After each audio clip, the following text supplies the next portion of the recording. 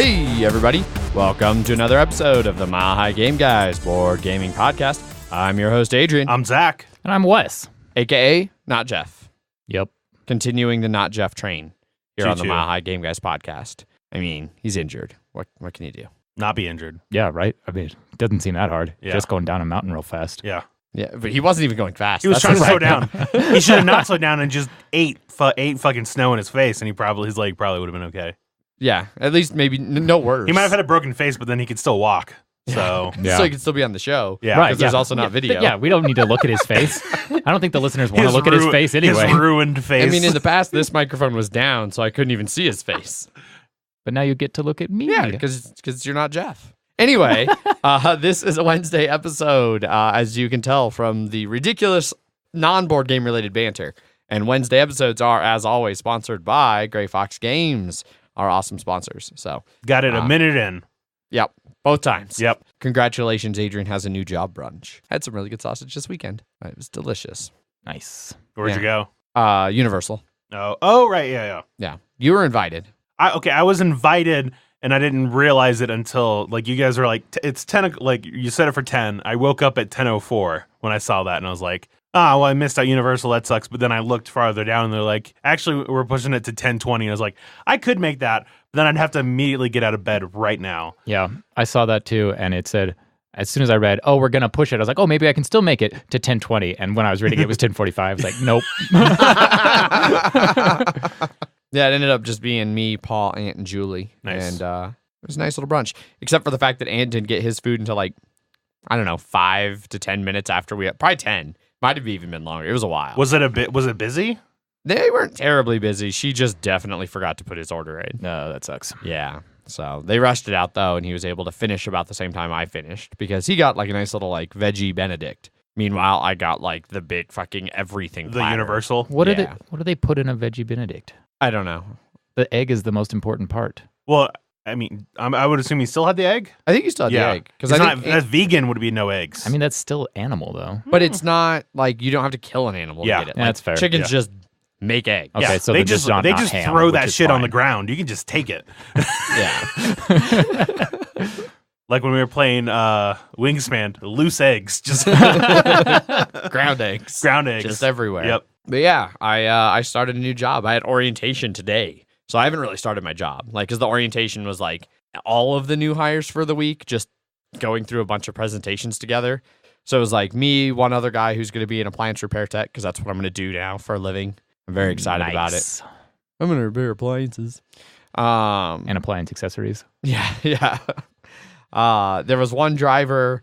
There were like 5 people who were MITs, managers in training. Oh, it's so not- it just said MIT They- on their tags. Oh, they weren't Romneys? No, they weren't Romneys. Okay. Everybody knows Tag is the best Romney. New girl joke? No. I haven't seen it. Yeah. I think I watched one episode of it. Pretty sure I've never seen it at all. Megan loves it, so I've seen a lot of it. And I technically watched half of an episode that was, or really a quarter of an episode that was really on Brooklyn Nine-Nine because there was a mini crossover. Yeah. So, Yeah, that was a great episode. I'd forgotten about that because I'd seen that on New Girl, and then when it came up on Brooklyn Nine-Nine, I was like, oh shit, yeah, this is a thing. But yeah, so we were just all crammed in a room, and they're like bringing these different people through. Like the owner came and talked to us first, and turns out he was like my second interview on the day I interviewed. Like, so I interviewed with like a hiring manager, and then they gave the okay, and then my second interview that same day was with the owner of the fucking company, which I didn't realize. Nice. So I was like, okay. it's a good thing you didn't shit talk the boss. Well, Yeah, right. Like, so tell me, how big of a dick is the boss here? Yeah.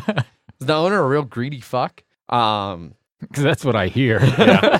'Cause that's what I've been told. Yeah, and it'll be nice because I'll edit this down nice and quick and then just send it over to him because I've heard that they have a podcast, Yeah, so they could air it on there. So like the second or third person who came through was their media manager, and he was talking about like how, and really I don't know why they call him the media manager because really he's the marketing manager. But they apparently called him media manager because they actually do produce some media in house because. I mean, when you're an appliance factory in Mattress Kingdom, you gotta have some media too. Duh. But he came in initially. He was just talking about like how they had eliminated basically almost all of their like TV spots. They'd eliminated almost all of their print spots, and like they were really focusing on like YouTube and radio and things like that, because those still generate decent returns and blah, blah, blah, blah, blah. And he's like, and we have our radio program, which we release as a podcast that's on 104.9 or whatever locally. And I was like, wait, what? And then he's like, yeah. And then, like, you know, while you're sitting in the lobby, you might have seen like the celebrity chef, like up there cooking, like on our little, like on the loop. And I was like, yeah, okay. He's like, yeah, that's our in-house celebrity chef. And I was like, wait, what? There's an in-house celebrity chef at this place? At the appliance repair store. Yes. And so it turns out they have a whole branch that does like deluxe appliance stuff and like installs for like big crazy remodels and expensive houses, because, you know, it's Denver, of course. Oh yeah. That makes more sense why they would have a celebrity chef on staff. Yes, and part of that, the part of the thing he does is if you spend, I think they said $10,000 in appliances for a remodel, you get a free celebrity chef cooking course and dinner catered for you and 10 friends, which is almost worth the $10,000 in new appliances. I mean, honestly, especially if you're building like a $1 million, $5 million home, it's not hard to spend $10,000 on appliances alone. No. So they do that. And then like one of the other guys who came through, he does a YouTube show that's like in the mattress side of things, where like they do goofy, like, I don't know, dicking around with mattresses. I don't really know. But so they have... That should be the name of the show. Dicking around with mattresses. Well, so I immediately... The Mattress Kingdom podcast. Yep. Hosted by Dick. Immediately on like the first break we had, I fired off an email to the guy and I was like, hey, you just spoke at the new hire meeting and I'm being hired for an appliance tech position, but I've been doing a podcast for like 3 years and I have a lot of interest in audio and visual and like video, like media stuff. So I'd love, if there's an opening over there to come maybe, talk to you guys and check out what you got. And he emailed me back. He's like, well, it's good to know people actually listen to those presentations. he's like, yeah, let me talk to the boss. He loves cross-training. We might be able to work something out where you train part-time there and part-time with us. And, send me some information about your background and what you're proficient with. And I was like, yeah. Just wait. Next week, Gray Fox Games out the window. Appliance Factory out. Well, we still have the Friday episodes. Yeah. So Friday episodes. Yeah. Friday in-depth board game reviews sponsored by Appliance Warehouse. So, and Mattress Kingdom. Yeah. And Mattress Kingdom, yep. Was it Quality Appliances collaboratively? I don't know if they have a catchphrase. I'm sure they do. They have a sweet castle out on I-25. Yeah, they do. That's the Mattress Kingdom. Yeah. If by sweet castle you mean weird concrete castle. Yeah. It's like, wait, why is that a thing? I don't know. It's weird. Like, they definitely like to harp on like their owners' like whole idea about 10,000 hours to be an expert. And, like, what are you going to put your 10,000 hours in? Right, and yeah. Blah, blah, blah. And like, there's a couple other things they definitely harp on a little bit, where it's like starting to sound a little bit culty. But overall seems like a good place to work. Everybody seems really happy there. They got some solid benefits. That's good. I'm not going to lie. One of my old managers from Big Five quit to go work at that appliance place, and I did never hear from him again. So it's probably a cult. Yeah, probably. Okay. Well, I mean, we'll see if I start, buying new robes. Yeah, if they buy you tennis shoes and they ask you to drink a punch, don't do it. But if they ask you to drink a punch, and then if you want tennis shoes, it's probably fine. Yeah, that's fine. As long as they don't supply both. Anyway, that's been my experience. So, I start actual work tomorrow, learning how to repair appliances. So, fun hooray! stuff. Very glamorous. We're proud of you. Thank you. I know Megan's just happy to finally start getting rent again. I'm sure. She's happy for you to have a reason to get out of the house. Yes. Indeed. Yeah. So, what about you guys? Anything exciting going on in your lives? I'm just going to assuming when you get your first check, she'll be like, all right, Adrian, and she pulls out this thing that has like back pay and like an itemized list of everything that you owe. Oh, she has it. I've seen it. I'm sure. I was working during Super Bowl, driving. Because that happened too. Fuck, that was boring. Oh, so boring. That's like literally everything about it. Boring. Yeah. And then more boring. But it was nice because I got a lot of people to places, so that worked out well for me. And I worked as opposed to driving them halfway. Considering that is entirely the point of your job. Well, no, I mean, I'm glad that the Super Bowl was happening because it let me bring people to places to watch said Super Bowl. Right. Okay. And probably not a lot of traffic either. No.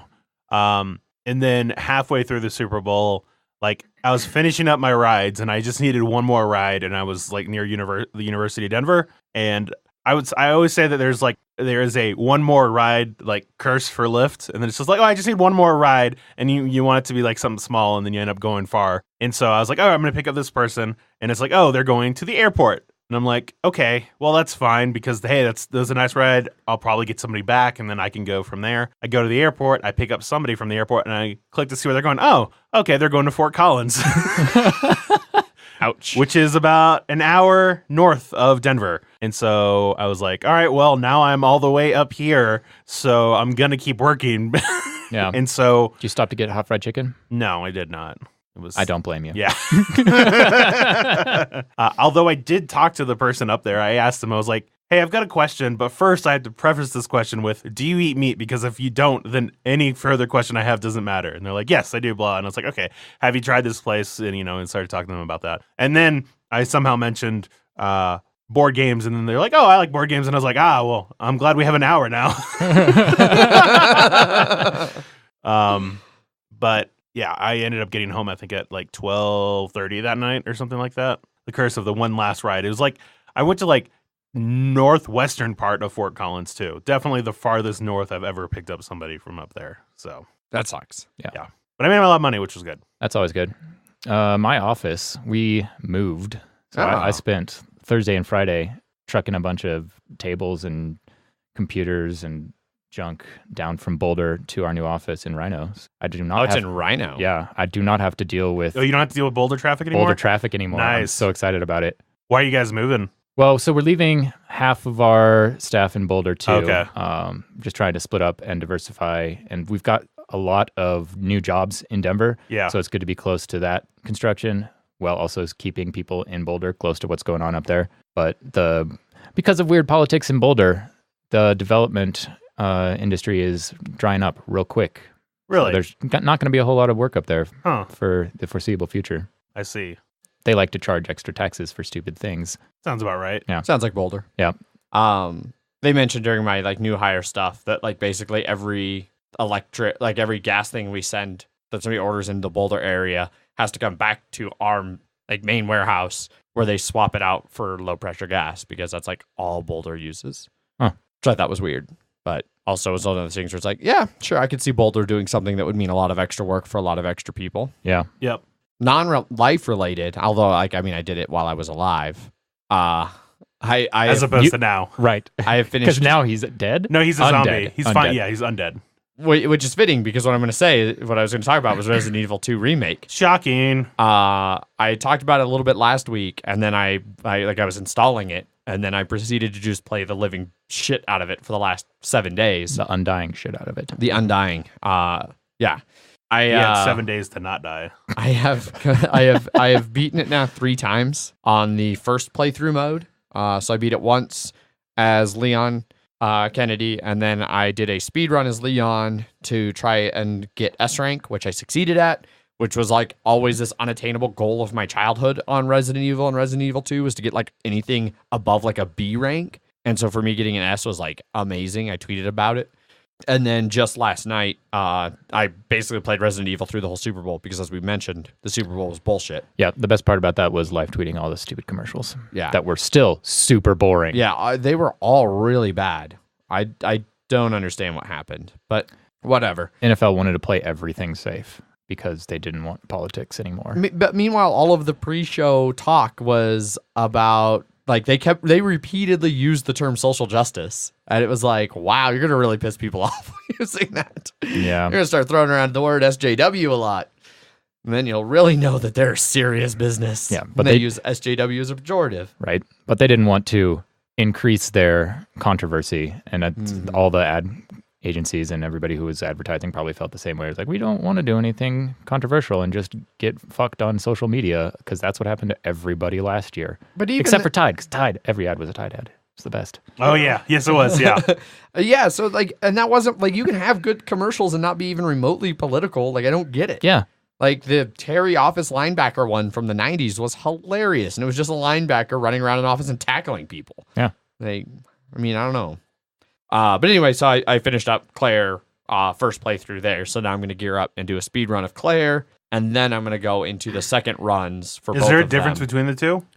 Yes. So there's minor story differences between the two for your first run. And then your second run, basically when you complete a run with Leon, it unlocks second run Claire. And if you complete a game as Claire, it can unlock second run Leon. And those basically are supposed to take place concurrently. So it goes completely different direction, and things are all moved around, and puzzles are different, and enemies are different, and they're completely different. Interesting. In the second run. And so they're supposed to be much more concurrent to each other.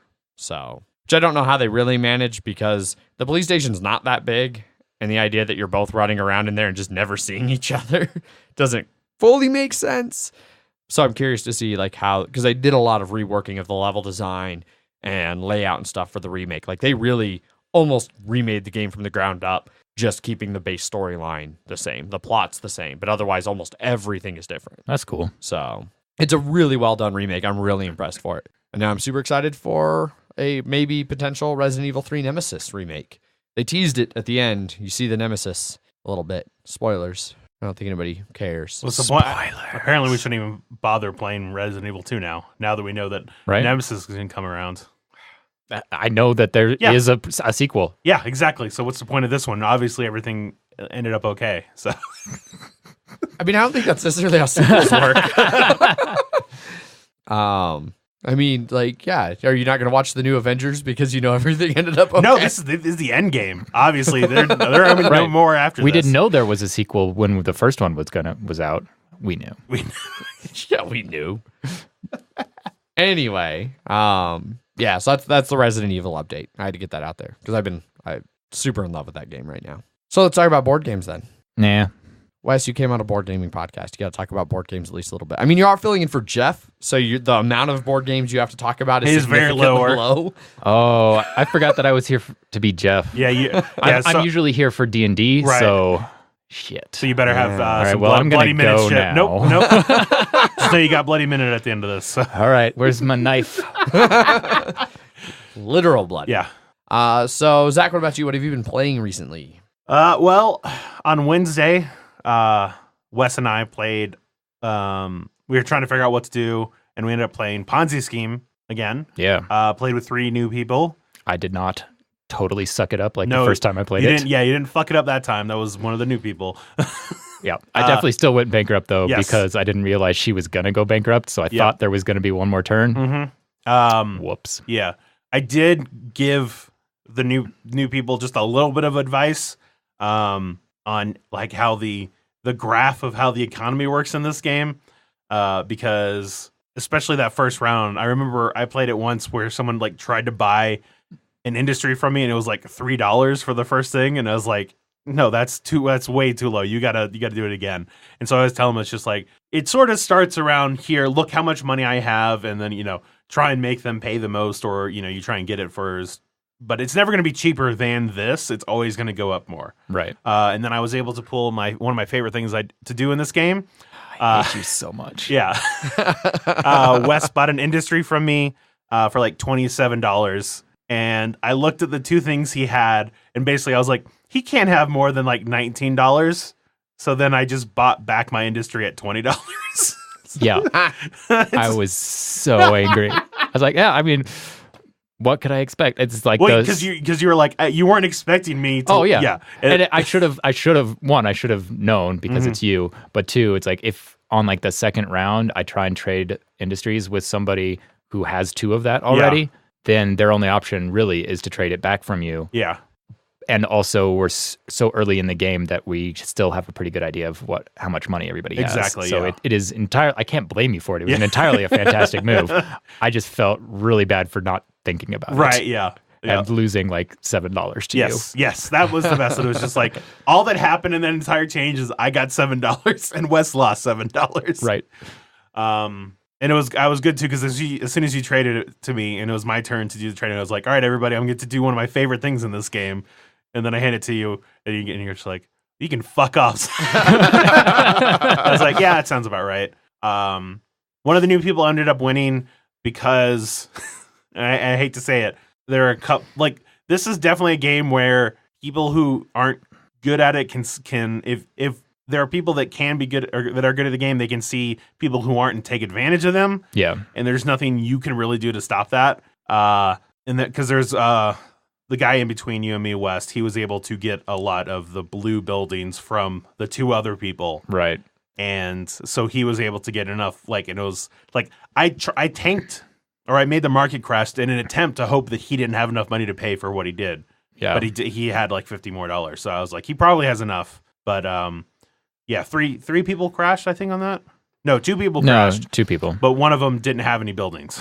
Oh, that's right. He just had money. And then I came in second. No, and then you, yeah. Yep. So, yeah. But it was still fun.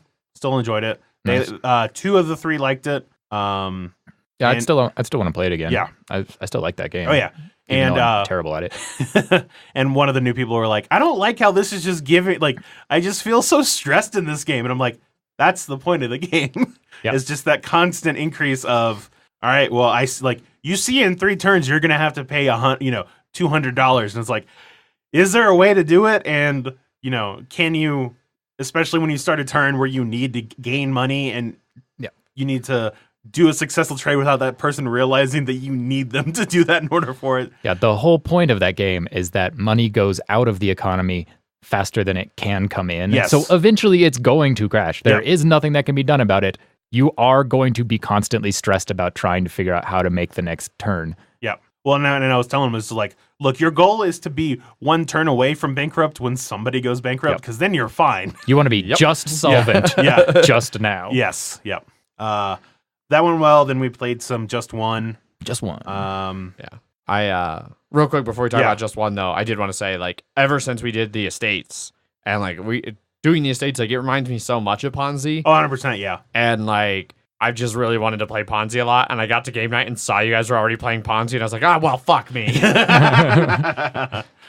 Nice. So, we'll have to play it again this week or something. totally down. It's Yeah. a great game. Yeah. Just One continues to be a lot of fun too. Yes. We taught some new people, but it's a super easy game to play with that. Easy. Don't even, like, there is a point, like, it's like, play for 13 rounds, but it's like Telestrations or any of those other style games where it's like we play until we're like, we don't want to play anymore. Right. And it's usually a lot more than 13. Yes, definitely. Yeah, I think even when we played last night, like, we just kept playing around and around and around. Because at one point I was like, well, how close are we to the end? And somebody's like, oh, we met that rounds ago. I was like, okay, I'm going to play like 1 or 2 more rounds, and I'm going to go home. Yep. I have editing to do. I got to get out of here. Yeah, I really like it. It's a clever little word game.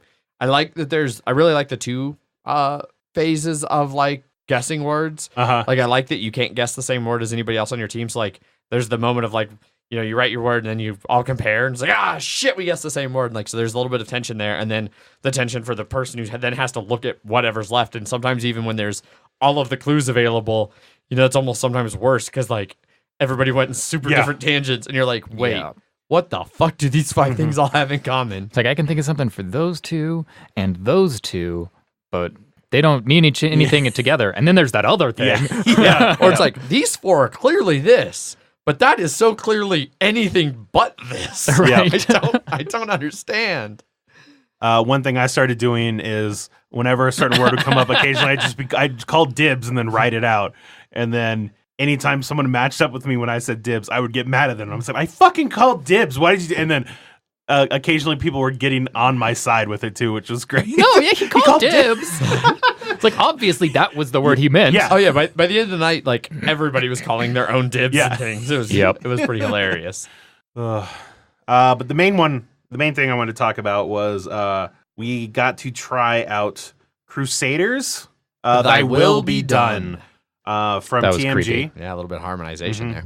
And this is an area, not really area control, but it's just like where it's in the Europe area of the world, and you're all the Europe area of the world. I didn't know where I was going with that, and it was not anywhere good. It's Europe. It's Europe. Yeah, but the Europe area. But this, it's the Middle Ages, and we are all different orders of knights to help King Philip with the crusading, and you're going out. It's his will that we need to be that we're doing. That's the whole thing. Yes. But we are, we're going out destroying tribe. What are they? They weren't tribes. That's Fall of Rome. No, I mean, I don't remember if they might not have specifically called them it tribes. was they're basically the Saracens, Slavs, and something else. Yeah, Prussians. And you're going out there. You're crusading them. You're building up buildings, and it's the whole thing is based around this Mancala rondel wheel sort of thing. And you played it with. It was what, 4 of us that we played with, right? Yes. Yeah, we played a 4-player game. Yeah, and everybody has their own special power, because everybody has their own unique knight that gives them a different amount of action tokens. I think they were called. Because the main mechanics are rondel. Yes, so that's what I said. Yeah. Oh, yeah. Somehow He's somehow one missed ear, it. not the other. But they all have a different action on them, or they all have one action on them that's like travel, muster to get additional troops, build buildings, and then crusade to fight. And then you can eventually upgrade those wedges so that it has 2 things you can do. And however many action tokens you have on a wedge is your strength for whatever you're doing. And you can eventually reveal additional symbols to give you more travel or more crusade, that sort of stuff. But it said on it, 45 to 60 minutes? Yeah, something like which that, I think. Maybe, I don't know, if we were on it and rushing. But it took us almost 2 hours, I think, when we were playing with Teach, I believe. But it was enjoyable. I really liked how quick all the turns were, because this game is definitely about planning your moves ahead, because you are physically constrained by what your action wheels are, and you're like, I need to do this, and so in order to do that, I have to go do this over here. In order to do that, I have to do this, and everybody had, like I was saying, everybody had their own special powers. Some people were able to skip spots. Others were able to put 2 of the points on there instead of 1, because on your turn when you do an action, however many of those action points you had on there, you then distribute them 1 at a time around the wheel clockwise. And yeah, it was.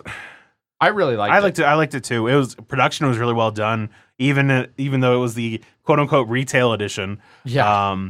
All the images meshed together really well, because there's a lot of modular things that you put together, but it all has matching artwork, which I always appreciate.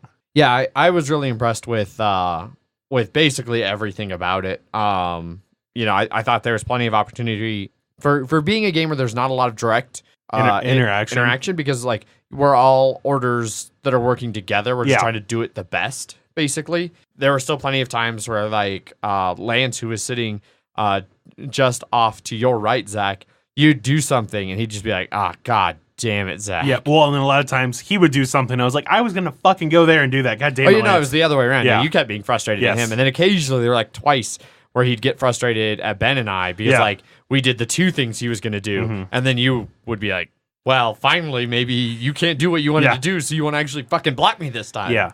And one interesting thing I liked is that whenever you attack the Prussians or the Slavs, there are different tokens on there, and every time someone gets rid of one of them, their strength increases by 1. And so there were definitely times where it's well, I have enough strength. I have the 7 strength to go fight a Slav now, but Adrian's going to attack one on his turn and is going to bring it up to 8, meaning that I can't do that. So you can do denial in that way. So there's a little bit there. But it was just you had to notice that was going to happen versus so you could plan around it. Yeah. Basically. There's definitely at one point where I was debating waiting a turn to fight. And then I realized that if I fought there, it would bump that track and you didn't have quite enough. And it was oh, well then, yeah, I guess now would be a good time to do that.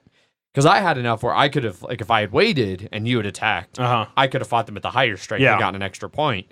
But I thought it was worth it more to take 1 point less and give you no points. Yeah. Ultimately, I lost, came in 4th. So by that 1 point. Did not work. No, Lance came in a commanding first on that one. Yeah, he crushed us. I think it was 80 to 72, and then 69 and 68, or it might have been 84 even. But I liked it. I liked how like we all felt like we were all trying to do different things. I liked how the buildings worked. That as you built more buildings, you got access to more symbols that let you do more and more expensive things. Yeah. It was 80 to 74 to 69 to 68. Okay. All right. So it wasn't as commanding as I thought, but it felt commanding. It felt dominant. One weird thing is at the end of the game ends when you have a certain amount of influence tokens, like you have them set aside during the start of the game, and then whenever those run out, that's the end of the you finish out that round, and then that's it. When you're playing with 4 players, it's 260 tokens. But that's all the game comes with, and you if it ended on the first person's turn, then everybody else still is able to get tokens. So you just have to sort of use whatever's available around you because it's not physically limiting. So we started using like extra action tokens that we had just to be like, well, this now counts as 5, so we can throw some more things back in there. Yeah, that was one minor complaint that I would have. Because it'd be easy to add like 40 extras, and instead of telling you to put 260 aside, just say take 40 out. And those are like the pool that you use at the end of the game or something. For as good as all the other components were. Yes, that was felt off. It did. But yeah, that was the start of our gaming night. Yes. For Saturday. Yeah. So in the interest of continuing that, Wes, you're just gonna have to sit there and wait while I keep talking. That's fine. So we finished up Crusaders, that was initially the premise of the get together. It was like, hey, I'm already bored. God damn it. But yeah, so Crusaders was the reason for the get together. It was like, we're already starting to we've got a couple weeks till our next review, so we were gonna start like making sure we're getting review plays in advance, try to actually be productive. So it's not like, cram a bunch of plays in over a weekend. And that finished up, and we were all kind of like, we were packing the game up and chit-chatting, and it was like, it's like 8 o'clock, guys. Megan's at work. I'll play another game if you guys want to play another game. Everybody was like, actually, yeah, sure. And Zach was like, yeah, I guess I can put off driving, and for a little bit, yeah. And so then we debated a little bit about what to play, and which usually came to like, hey, we could play that, and I was like, I don't really feel. Finally, we're like, Zach, what do you want to play? And I was like, I don't know. Classic. What do you want for dinner move? Exactly. I came really close to getting to play Food Chain Magnate. If Zach had left, they were both like totally down for a learning game of Food Chain. I would have inducted hopefully 2 new members into the Food Chain crew. Well, no, that made sure that I was going to stay. I felt like it was almost a spite stay at that point. But ultimately, we settled on Lance was like, hey, I've got my bag of games in the car. I can go grab those. I've got it. I don't remember. He wanted to play something that was cooperative. Chronicles of Crime. Yeah. But apparently Ben is not a cooperative person. Yeah, Ben was like, I've very had nothing selfish, but terrible experiences playing. He's like, either I become the worst alpha gamer and you all hate me, or I don't alpha game, and so I check out because I can't, alpha game. And then I'm just quiet and miserable in the corner. And we all hate you. So. And it was like, well, neither of those options sound fun, so let's not play cooperative. So we ended up playing Wingspan because I haven't played it yet, and Lance has it, and I'd been hearing good things. I know, Zach, you had played it previously. And wow, that was a good game, too. It was a strange night of just great gaming all around. I really it's another one. The component quality is fantastic. Oh, I mean, it's good. a Stonemaier game. So, of course, have you played, Wes? I played it a couple of times. Okay. Our game, we ran out of eggs on that one. Oh, wow. I've never ran out of eggs. Yeah, it was a very egg-heavy game. Yep. Lots of omelets. Early on, I had a card that let me lay an egg anytime somebody else take the lay egg action. Oh, that's bullshit. And I did it 2 times, and then I realized that it had the symbol that was in a certain specific nest, and none of my 5 birds had that nest. He didn't have any of the ramen birds. It should also be once per round. Yes. Which not anytime anybody. No. We did once per turn between turns. No, we played that right. Yes. Yeah, okay.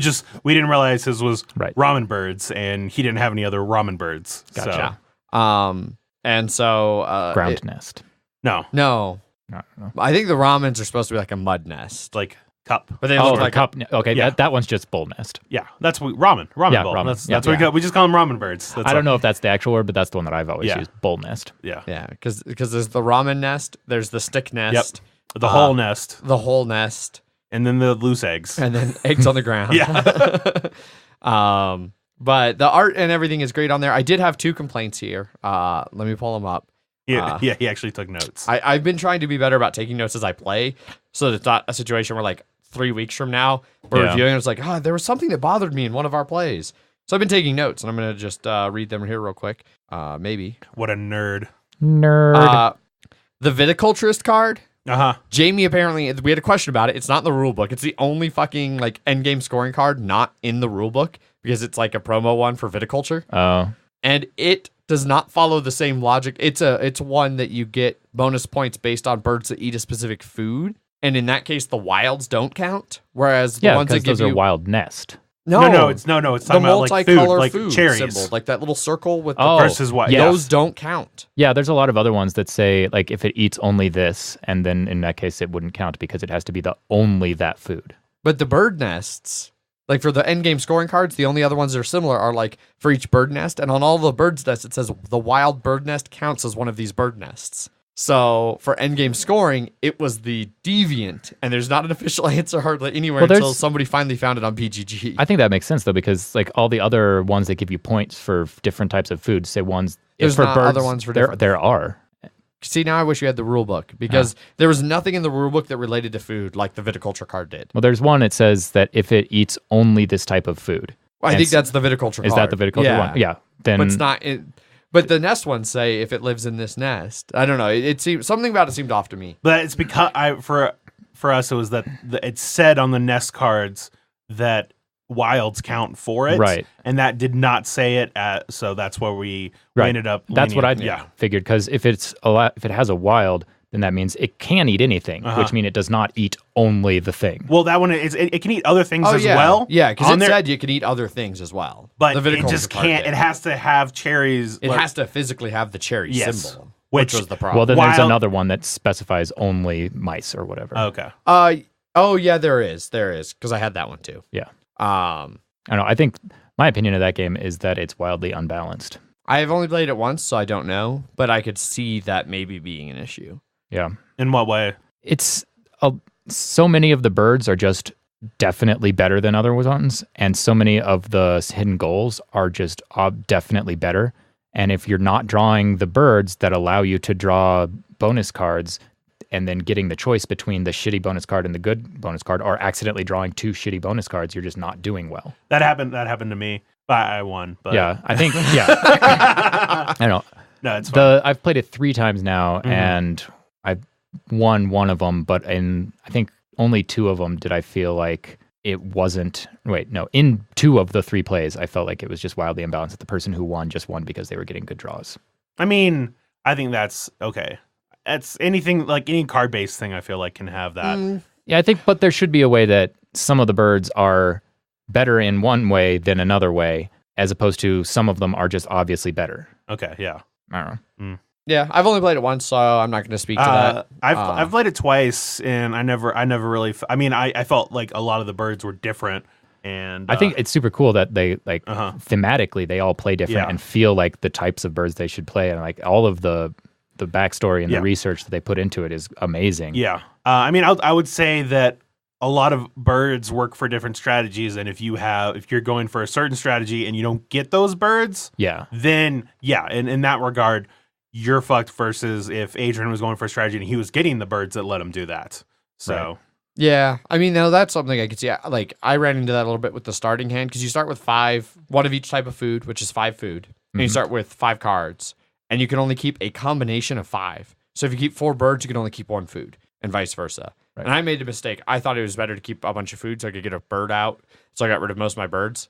And that was a mistake for 2 reasons. One, my bird hand, like I should have almost kept all 5 cards and then just spent a couple turns getting food because that my would have been a 5 mistake. cards, well, my 5 cards all worked great with my starting goal and were really primed to do well on the later like end game, like the round scores, round scoring. And I almost didn't get any more that fit that goal after I got rid of a good chunk of them in there. So I could see where the draws can really hurt you. I think an optimal starting strategy is 3 birds, 2 food. Because then you can still get 1 bird out right away. Assuming you get a bird. Like none of my birds ate less than 2 food. Yeah. In my starting 5. Oh, well, yeah. And that's one of the things that I think is unbalanced about it, especially. It's like you can get birds that require 3 food and are worth 1 point and can only hold 2 eggs. Like, then what's the point of this fucking bird? Yeah, but I wonder if that's almost like, because that's one of the things I actually love about Terraforming Mars, having played it a bunch, is learning that there are essentially like red herring or decoy cards. Like, it's a card that seems good, but if you really crunch out the math for it, like, it's only good in very specific things. Yeah, like there's some cards like in Terraforming Mars that if you take into account that you spend 3 to get the card, and then you spend 3 to buy the card, and then you spend an action to play the card, and then it gives you 10 money. It's like, well, you're getting 4 money and you lose an money production. Right. Yeah, or something like that. And it's like, I can see that like in higher level play in Wingspan, where you're able to recognize that, this card would be good for me if I get it out, but it's actually better to put it under another card, and trying to figure out because that's, I think, the strategy that I still need to recognize and work on in that game is when to save a card and when to burn a card. Right. Yeah. And burning expensive cards that might be helpful for you is a painful choice to make.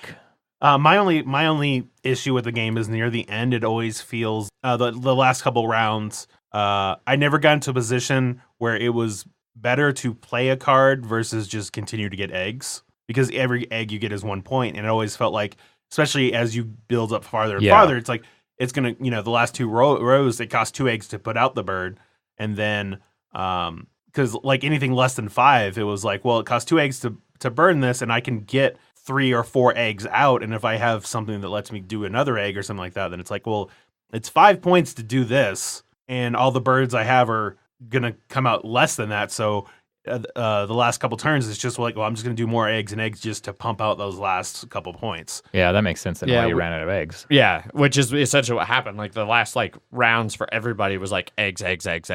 Yeah. Yeah, that's something I could see. So I don't know. I'm curious to get more plays of it. I could see it kind of going either way. I could see there actually maybe being a lot of really hidden depth. I could also see it just being like a pretty, it's not a very heavy game. Like I never really felt like brain burny in it. No. So it could just be like a really good like medium to medium light kind of game. Like one thing that struck me with it immediately that I thought of is like Megan's family already kind of is predisposed to board games. Especially some of her aunts and stuff. And like one of her aunt and uncles are like super obsessed with bird watching. And like that would be a great fucking game to bring them into the hobby. No, my brother is an ornithologist. That's like, he studies birds. He was super excited when this game was announced. Yeah. So I could see this, I could see it going either way. There could be some really like good long-term depth that'll really like jive with gamers who want more depth and strategy in a game. Could also just be a great intro level game. Looks beautiful art, beautiful components, and simple enough gameplay that you can introduce it to somebody who's not a gamer, who's into birds. Yeah. And they're like, sweet, let's do bird game. Yeah. And they left themselves tons of space for expansions. Yes. Except for the fact that one of the things I loved about the game, but where that'll hurt them is like the cards, like many cards already. Yeah. Well, the gold cards that are like, for things the percentages this, and it's will break out. 10% of the cards have this. And it's like, that goes all to hell as soon as you throw an expansion, unless you just reprint all those. Which there aren't that many of them. Which was another one of my complaints about how unbalanced some of the cards are. Like, you would think if it's a 10% card, it would be worth more points because they're harder to get, but a lot of them are worth the same. It's like, these are 4 points for 5, and these are 4 points for 5, but there's 10% of these and 30% of these. So, duh, that's the better choice. Yeah, I always took the ones that were higher percentage if they were remotely close. Yeah. Well, assuming you didn't already have. Right. Yeah. So, yeah. Final little note that I had to complain on. We were going on about how great the art was, and we were trying to look up the artists. And there's a credits section in the rule book that does not credit any artists. Yeah. Boo. Yeah. It credits like some information things of like. It's definitely like they meant it for like a different set of credits. Yes. Oh, I gotcha. Than like art and components. Yeah. But like it was like the credit section should just have all of the credits. Yeah. Yeah. So minor nitpick, but overall I really liked it. Cool. And then we played a game of Terraforming Mars. We got done with that, and like Zach was about first mention. First mention. No, second mention. We talked about it during Wingspan. Did we? Yes, we we did. did. You're right. We did. Yeah. Yes. But Zach actually so many mentions we can't keep track. I know. Zach had his Lyft app open and like searching for rides, I think. Yes. And we were debating, and I was like, do you guys want to play anything else? And like Zach, like I saw him watch over and swipe the search thing off. He's like, I can just get my rides tomorrow. Yeah. Well, it's when it was like we could play Terraforming Mars. I was like, God damn it. All right, fine. We ended up starting at midnight. Yeah. Jeez. So we started Terraforming Mars at midnight. I think we wrapped up a little after 3. Yeah. 3:30 is when we wrapped up. Yeah. I was able to do the first time I had ever seen it. So we were playing with colonies. We were playing with Prelude. We were playing on the Elysium map. I think it was Elysium. Okay. Yeah. I should have made a note of that. Yeah, so Elysium, it has, for one of its milestones, if you have 3 Jupiter tags, you can claim it. Right. And my corporation I had started with a lot of money and 5 titanium, but it also has a quote-unquote effect of now, in order to buy cards, it costs you 5 instead of 3. Oh, yeah. And I originally wasn't going to choose it, but none of my other ones were really that good. And Adrian was like, I haven't seen anybody take that one yet. And I was like, fuck it, we're doing it. And so I had that one, and I had one of my other Preludes was a loan, so it just gave me a shitload of money. I've yet to play with Preludes. I really like No, I really like Preludes. my Preludes too. is still in shrink. And then my other one was like, let me get cards. And I was like, well, if I have to pay 5 for every card, getting 3 cards is 15 money basically to me. And then it also gave me a wild tag, which is a question mark. And when you're Nice. playing an action, doing an action, it counts for whatever you want it to. But at the end of the game, it doesn't count for anything. And I had 2 Jupiter cards in my hands. And so on the very first generation, I was able to claim a milestone. Boom, done. Yeah. Nice. Yeah. Yeah. And it ate up all of my money and all of my shit. And it definitely hurt for a couple rounds, but I was like, I don't care. I was able to claim this first generation. That's all I want. Yeah. And then I almost claimed the other 2. I missed out by like a half a turn around the table of claiming the second one. But yeah, that was an impressive play from Zach. Yeah. And that was also your first time playing with colonies, right? Yes. Yeah. Okay. So what do you think overall of colonies? I liked them, but I feel like, and I was telling you at the end of the game, as you add more and more stuff that makes it easier for you to get stuff, to get things in this game, it makes it easier for your engine to start rolling. And I tend to get bored of engine building games where they just let you run your engine for half the game. Like I like it when it's like you feel like you're in full throttle for like 1 to 2 rounds, and that's about it. Yeah. And that's how like I was even talking about that with Megan a little bit over text while I was cleaning up and like getting ready for bed. Because we had similar feelings when we played 2 players. It really does ramp up to where like you're probably going to be resource rich for like 4 turns at the end of the game. Like we ended in 10th era. Yeah. And like that was the thing I was noticing is that like we could afford basically anything we wanted to, and so it sucked when you were like, I kept getting garbage cards, and obviously, this isn't always true, but it felt like when you were getting all the good cards, it was like, I can't get any good cards because Adrian's to my left and they keep filtering through him. Oh yeah, I was hate drafting pretty hard. Well, I know that, but it's like, it should be on the other side. Does. Yeah. On the other side, I feel like I should be getting something, but it was like, these are all crap cards. Like, I only saw crap cards versus in the last couple rounds. Yeah. And it seemed like you were getting good ones. Although I do feel like, except for my last hand when I still bought 4 Yeah. and played all 4 and like 2 of them were Yes. 20 plus cards, Yeah. I earned like 70 plus money my last round. Yeah. It No, was I know. ridiculous. Yeah, I got 67 or something Yeah. like that. Yeah. But the other thing that was kind of bizarre about this play is like the first chunk of the game, like the first like half to 3/4 of the game, the card draws were stupid good. Yeah. Like you wouldn't get bad cards. Oh. Like you knew people were drafting good cards. Like people were like, fuck, I don't want to pass this hand. And everybody would say that. And it's like, all right, well, I guess we all have to pass them and we all get to pick from good cards. Yeah. I literally had, for my first opening hand of drafting, I had Pets and Immigrant City in there. Oh. And I ended up taking Pets, but I ended up not using it because I was just like, I need to afford this other shit. And that's too bad. The 5 and 3 hurt me during the beginning, but I was able to. Considering how many cities came out. Oh, yeah, that did 5 hurt would you for hurt. sure. Yeah. I mean, it would have. I think I would have gotten maybe 6 or 7 more points. Like, you still got us by like 20 points. Yeah. So I'd been getting housed all night. Like I got stomped in Crusaders. I was last by a point in Crusaders. I felt like I got stomped. I came in 3rd in Wingspan, I think. Yep. And everybody at that point, we were joking about like how I was the one who ultimately lost the evening because like everybody else, like there had been 2 first players, and then like I think it was the same person was 2nd in both of the games, and then I was 3rd and 4th. Well, so then in Terraforming Mars, I scored 112 points, and Zach was next at 84 after 10 generations. Yeah. Damn. Yeah. So it was definitely a high-scoring game for me. My engine just clicked real well for me through the whole game. I had one of the new colonies, corps, that was I get a money production every time somebody places a colony, and so many colonies got placed. Yep. So it ratcheted up. By the end of the game, I was making like 40 money a turn from my income track alone. Crazy. And it just Well, was yeah, nuts. yeah, and that was that's where it sort of felt like it was like we like everybody was getting good engines at the end, and it was just like certain people are able to get better cards than others, and you're just like, God damn it! I was like, I could have done better if I just had better cards.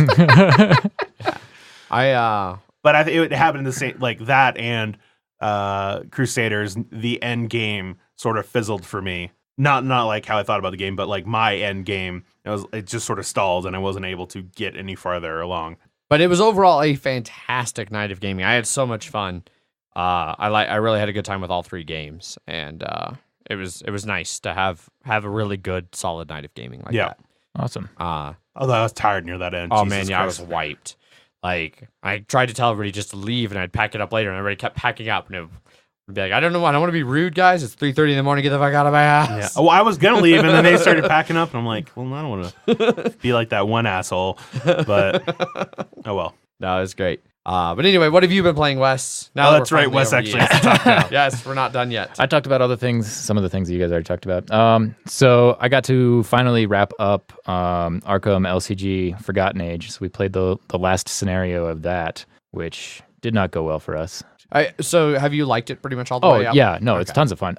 This is probably actually my favorite of the scenarios so far. It's like, or of the campaigns rather. Okay. Every single scenario thematically plays differently, and like they've done some really creative things with the card mapping and all of the mythos and everything that it goes into it has been unique for each scenario, but thematically overall it still is the Forgotten Age. So we had a lot of fun with that. To avoid spoilers though, we just lost because my character died, and then we're like, all right, well, let's try it again, and then my character died, and we're like, all right, so I guess we just lose this campaign because we're not going to play it a third time. But so we're finally done with that, ready to move on when Circle Undone comes out, which sounds like it's going to be a really cool campaign. Then I continued that theme on Sunday at the Super Bowl party. We played Arkham Horror 3rd Edition and got stomped by Cthulhu. You were playing with 5 people total, right? 5 people total, 4 new ones. I was the only one. So I was, explaining the game and like having to quarterback the whole game because I was like, no, these are the strategies. Like you need to go there and kill that monster, and you need to go there and kill that monster. Right. And we went through, I think one person went through like 3 different characters. Oh, Jesus. Like everybody was dying left and right. We just got destroyed. And everybody's like, all right, well, I guess we could play this again sometime. I was like, yeah, I probably should have started us on Approach of Azathoth instead, but I figured you guys we've played Eldritch together enough times, we probably could have. I thought you were better gamers, but nope. Yep. Nope. And then we were watching the football game, and that was boring AF. So busted out King of New York, which was a lot of fun. Definitely like that. I thought you were going to say, which was also boring AF. Well, I mean, it's not the most exciting game. Definitely way better than King of Tokyo, that's for sure. It's definitely a step up in complexity. Yes. So. Yeah, whereas in King of Tokyo, it's like definitely the only way to really win is to fight people in Tokyo, get into Tokyo, and hang on. You can win by rolling points, but it's not as viable of a strategy. Yeah, you have to be good. You have to be rolling a good amount of points. Like, yeah, you have to be successful at rolling points in order for you to actually do that, and not have somebody like you can't be doing that while someone is just sitting in Tokyo, right, doing damage to everybody. So exactly. Whereas King of New York has a lot of other ways to get victory points, and I was able to just hang out in the Bronx while everybody else fought over Manhattan and just like trash buildings and steal points from that. I had Superstar like almost the whole game. I just was like hanging out, letting everybody else fight, and it wasn't even a last man standing. Like I won on points while there was still 3 other players. Nice. Oh, wow. I've been meaning to play that one again. I have it. I just got rid of my King of Tokyo at the anniversary. I was like, yeah, well, I only really need to keep one of these. Yeah, no, it's definitely, you don't need both. Yeah. I'm trying to remember if I ever owned King of Tokyo. I feel like I did, but at the same I time, don't think you did. don't remember ever getting rid of it, and I Yeah. definitely don't have it anymore. So somebody stole it from you. Sounds about right. Yeah, that's the only logical. I mean, that's how I got my copy. Was stealing it from Adrian. So Ah, shit, I knew it. Yeah. So that's what we've been playing. Indeed. Decent amount of board games. Yep. Hopefully you've enjoyed. I always forget to try and be better about mentioning the game that we just Yes. talked about at the end. Yeah. After we talk about a game for like 20 minutes. Yep. Oh, yeah. So earlier, Zach and I talked about Crusaders Thy Will Be Done, Wingspan, and Terraforming Mars. Were the three ones that really took a long time. Yes. Wes actually made his susuccinct. Yeah. So thank you I for figured that, Wes. I chimed in enough on the ones that you guys were talking Yeah. about. I didn't need to go through a play-by-play of King of New York. Right. Yeah. Well, I meant for Terraforming Mars to be a lot closer, but then, it's us, and it's Yeah. Terraforming Mars. Exactly. and Right. It's not going to turn into anything other than a 20-minute Yep. discussion. So, yeah, that is what we've been playing. I assume, Wes, that you don't have a bloody minute. I But could, I mean, you I could probably just prove sit me here wrong. and scream blood for a minute, if that helps. I mean, there wasn't even. I guess there was a combat in our last D&D session. This could be the bloody D&D and really watch Zach zone out. Oh no, it'll be edited out. Preview for next week on Mile High Dungeon Delvers. Yeah. When Adrian gets ate by a frog. Yeah, yanked out of a fucking boat by a fucking frog. Such bullshit. It was a good episode, though. And then all of the other things that you'll have to tune into to listen to because they were hilarious. Yeah, it was a good Poor episode. Adrian. Yeah, I got my ass just not kicked. That's not the right way. But yeah, it was. Kanaz had a rough go of it in the most recent episode. The live stream we did at Hexagon here in Denver is also out right now. You can go listen to it, and it was unintentionally, I think, some of the highest quality audio we've had yet. Really, really fun session. Glad we did it. Yeah, it was a bunch of fun. Thanks for everybody who came out to watch and listen live. Yeah, maybe next year the Mile High Game Guys will actually be there live and do a live Mile High Game Guys podcast. And people could just yell shit at us. Probably, yeah. It'll be much more audience interactive if we do one versus the D&D campaign where it's like cheer along and everything, but like don't just be obnoxious and interrupt our campaign, please. Yeah. So, cool. That's the so-called Bloody Minute.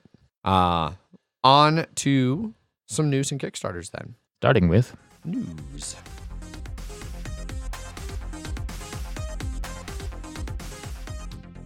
First up over on news, Alay is celebrating 20 years with new editions of Las Vegas Royale and Castles of Burgundy, both coming with fancy new upgraded art and components and looking kind of fancy. Have you ever played either of those, Adrian? I have not. I actually want to play Las Vegas. I've heard that it's really good.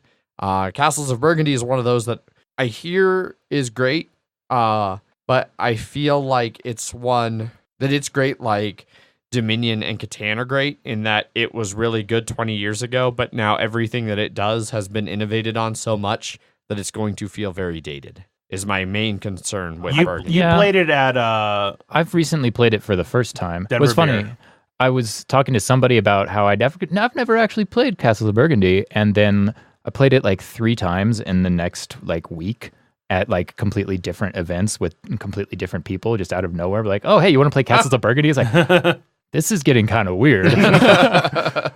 what did you think of it? I like it. I definitely understand that it was great 20 years ago, and that since has been iterated on enough times that there are better games that do better that it does. Mhm. So I'm interested to see if the new edition changes any rules or does anything, I or if just it's just an art upgrade, Yeah, which I they hope don't it- even show in the blog post. Yeah, which is a little annoying, but I hope it's a little jazzier because it's very bland, the original Yeah. game. I don't get a lot of the hate for the art. I mean, I get that it's kind of meh and bland and sort of 90s, but other than that, it's fine. I don't know. There are a lot of games that came out this year that have worse art.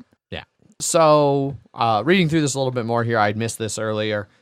With Castles of Burgundy, it's going to include the base game from 2011. And so, first of all, like I said, 20th anniversary. It's not 20th anniversary of Castles of Burgundy. Oh, that's right. It's the 20th anniversary of the Alay line, which Ravensburger is just doing a bunch of special releases for that 20th Gotcha. anniversary of that line of games. Fair enough. So Castles of Burgundy is getting all 10 of the expansions that have been released since it came out Yeah, there's been 10 expansions, Zach. 10 expansions? Wow. And there's a new expansion also included. So I there did will not be even know 11 expansions. one expansion was out for that game. That's crazy. Yeah. I mean, that might be worth getting it. Art and graphics are being completely redone, they say. So we'll see what they actually end up looking like. But he said otherwise, talking to somebody over there from Ravensburger about component quality, he said everything would be roughly similar to those in the original release. To paraphrase, and this is a quote from the article. So the article says, quote, to paraphrase, you can have thicker player boards or you can have 11 expansions included along with the base game, but not both because they wouldn't fit in the box. They could make a bigger box. And then somebody would complain about that too, which really means they're going to get complaints no matter what they do. I mean, they should know that. Yes. Gamers are fickle people. Indeed. Yeah, very.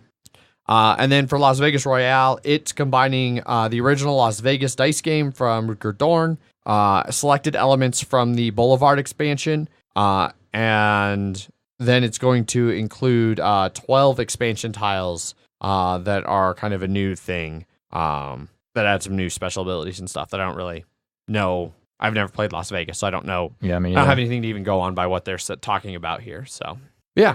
New editions of 2 relatively classic games coming out soon. There we go.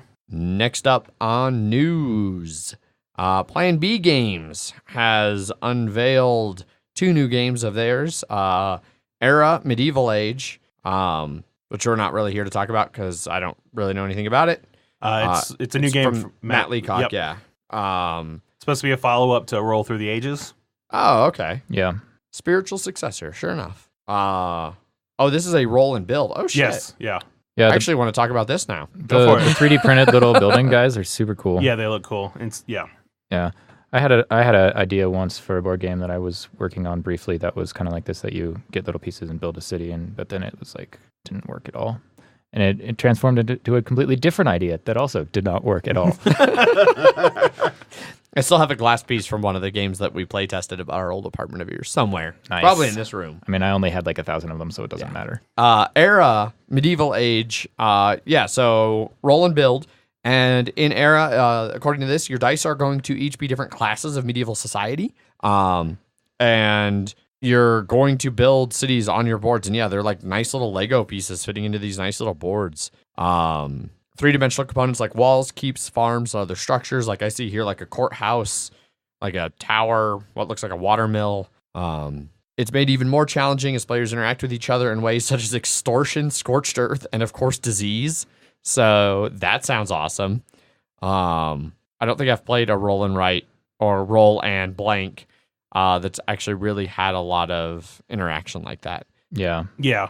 It looks like it's mostly going to be denial, really, though. I don't know. Maybe. I don't know. I'm curious. Because when you say like scorched earth, that doesn't sound like denial to me. That's true. No, you scorched the earth, so you can't have it. I guess. As soon as I said it, Nobody can have it. As soon as I said it, I was Denied. like, as soon as I said that, I was like, that's actually like the ultimate in denial. Yeah. Yep. And then we will touch on it since it is part of this. Century New World is the latest in the Century series. It's the third? Yes. Third. You said Century New World? Yes. Okay. A New World. A New World. Okay.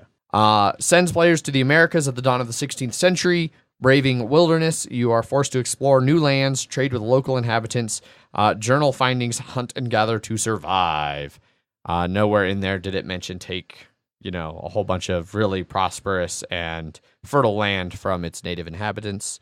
Or give them smallpox. Or give them smallpox. So we'll see if it glosses that over or, maybe there'll be a surprise mechanic. But yeah, so it can be played standalone or in the whole theme of the Century series can be combined with Spice Road and Eastern Wonders to make some kind of ridiculous game. I haven't played any of the Century series. I've seen them get played a lot at game night. I've heard varying things from different people. I've heard it compared to Splendor far too much for me to have a lot of interest in it. Yeah, I've never played any of these. I heard the first. Some people like the first and second, and then I know there are people who liked it best when you combine the two. I know, like Shut Up and Sit Down, I think, or No Pun Included.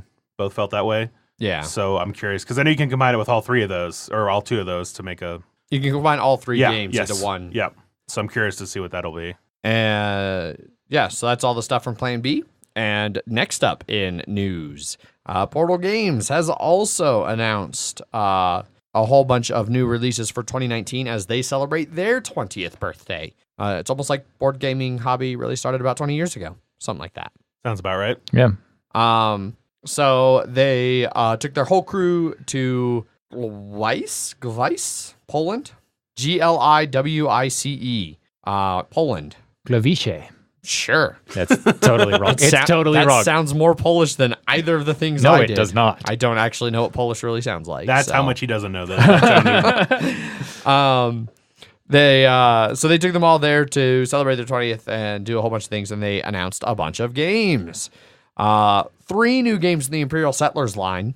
First up, Empires of the North, which is a standalone Imperial Settlers game set in the same universe. It comes with 3 different factions, Scotsmen, Inuits, and Vikings. And this one does a little bit of a twist. So previously, when you choose your faction, each faction has a specific deck. In this case, each faction has 2 separate and unique decks. So it'll come with 6 decks, and you pick which one of the 2 you want to play for your faction. Okay. I'm interested. I guess somebody can be, because it says it plays up to 4 players. So I guess 2 players would be the same faction in a 4-player game, just different decks of that faction. I don't know. That's a little weird. Otherwise, they learn some new mechanics and experience a unique style of Imperial Settler. So I'm not sure what's going to actually be different about it from the deck building side of things, but we'll see. Following that up for more Imperial Settler stuff, Imperial Settlers Roll and Write, which will be a roll and write game standalone set in the Imperial Settlers universe. And then the Imperial Settlers Big Box. It's a special 5-year anniversary of the game, including all of its expansions. Dedicated plastic insert to store all the cards, and includes single-piece alternative faction boards for Amazons, Atlanteans, and Aztecs. So, like in the expansion boxes, to make them smaller, they did those like puzzle piece ones. Yeah. So that's pretty sweet. And it will include a new set of anniversary common cards. So I wish I had known that. I would have sold all of my Imperial Settler stuff and then turned around to buy that. I mean, I still could, but I'm sure can. the price is tanked. Oh, well, who knows? You can just keep it till next year and donate Raffle it for donate it for the raffle. It's also Megan's game, so I can't actually do either of those things without That's her true. permission. That's true. Some other ones I'm just going to blast through these because I don't know a lot about any of them. Predaporter, which I've heard is a really fantastic game, actually, about high fashion. Yeah, I've heard that too. Monolith Arena, Neuroshima Hex. My only experience with Neuroshima Hex was downloading the app, playing it 3 times, and I almost broke my phone. It made me so mad. Fuck Neuroshima Hex. Well, and I just want to say for Predaporter that it's going to be coming out on Kickstarter this year, so it probably won't come out this year, but... Yeah, probably won't actually be delivered this year. Stronghold Undead 2nd Edition, which it's interesting that Portal still has the rights to do like a Stronghold Undead, when I know like it was one of Stephen Bonacor's like feel-good moments of his career when he got the rights to Stronghold, the game, away from... Well, it does put Stronghold games in the corner. Yeah, it has. Okay, so it must be like a partnership. Like, since that was... I think that is one of Portal's older games. So. Yes, it is. And then a whole bunch of new Detective LA stuff. Detective LA Crimes, Detective Alexa Edition, and Detective Signature Series. But yeah, so that's a whole bunch of shit coming from Portal Games in 2019. I'm sure we'll talk about some of those more as they actually get releases and or Kickstarters. Probably not. You won't. Yeah, you won't, Wes. Yeah, that's what I was saying. Your dulcet tones are only needed for 1 week. At a time. And then also every other week on a different podcast. Yeah, that's a different That's podcast. a different podcast. And also whenever I feel like it. I mean, you wouldn't be the first person to just show up on a recording day and be like, hey, you're on the show now. Yeah. Mostly that was Ant because I forgot that he was coming and I forgot to tell Zach or Jeff that Ant was coming. And he showed up. He's like, you forgot, didn't you? 100%, buddy. You did the exact opposite to me. You guys all agreed that I would be on and then didn't tell me. Which one was that for? Last time I was here. Yeah. I don't remember. Arkham. For Arkham. That's right. Yeah. Because it had been like 3 weeks ago. It's like, you guys better not do this without having me on. And we're like, all right, good, you'll be on. Yeah. And then you didn't tell me when you were going to do it. You're not wrong. At least I live close.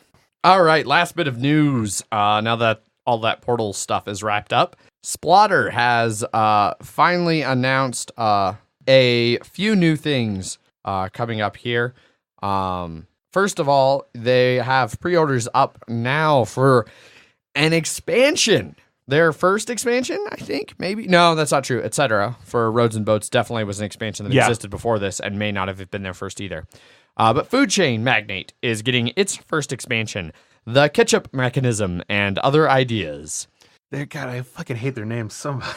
I figured you of all people would love the pun. I love the Ketchup Mechanism, assuming that it involves catching up, but I'm assuming that it's just ketchup. Like, I'm assuming it... I'm pretty sure it's just ketchup. Yeah. No, but just the Ketchup Mechanism and Other Ideas. It makes it sound like it's a bunch of mini expansions that you can choose to mix and match. Which it might be, but I hate how they word it. Yeah, but I mean, etc. wasn't that way for Roads and Boats. Like, it's just a expansion. I think that's just their naming. I think they have a weird sense of humor where they think that's funny. And yeah. The Ketchup Mechanism, well, never mind, is a modular expansion, adding a number of small changes to the game. Ba-bam! It's still developing. It's going to add a 6th player, new milestones, and this I do know. The milestones are you use one of the 2 sets, either the original set or the entire new set. They don't combine. Like Terraforming Mars, where the new milestones or whatever. Yeah. Correct. Yep. New milestones, coffee shops and baristas, which customers visit on the way to a restaurant. New buildings, new food types, new employees, and ketchup. Whoever wrote this article really likes the name, going so far as to call it brilliant. So, yeah. Pre-orders are up now, and this is my big problem with this. It's like 70 fucking euro. It really? is stupid expensive. Wow. Yeah, fuck that. So, I mean, granted, like, anytime they've released, 75 euro, including that. Which, yeah, no. Like, but this happens anytime. Like, Food Chain, the last time they did a printing when I got my copy, when they first announced it and had pre-orders up on their website, it was like 120 euro, 100 euro, something like that. It's 75 right now.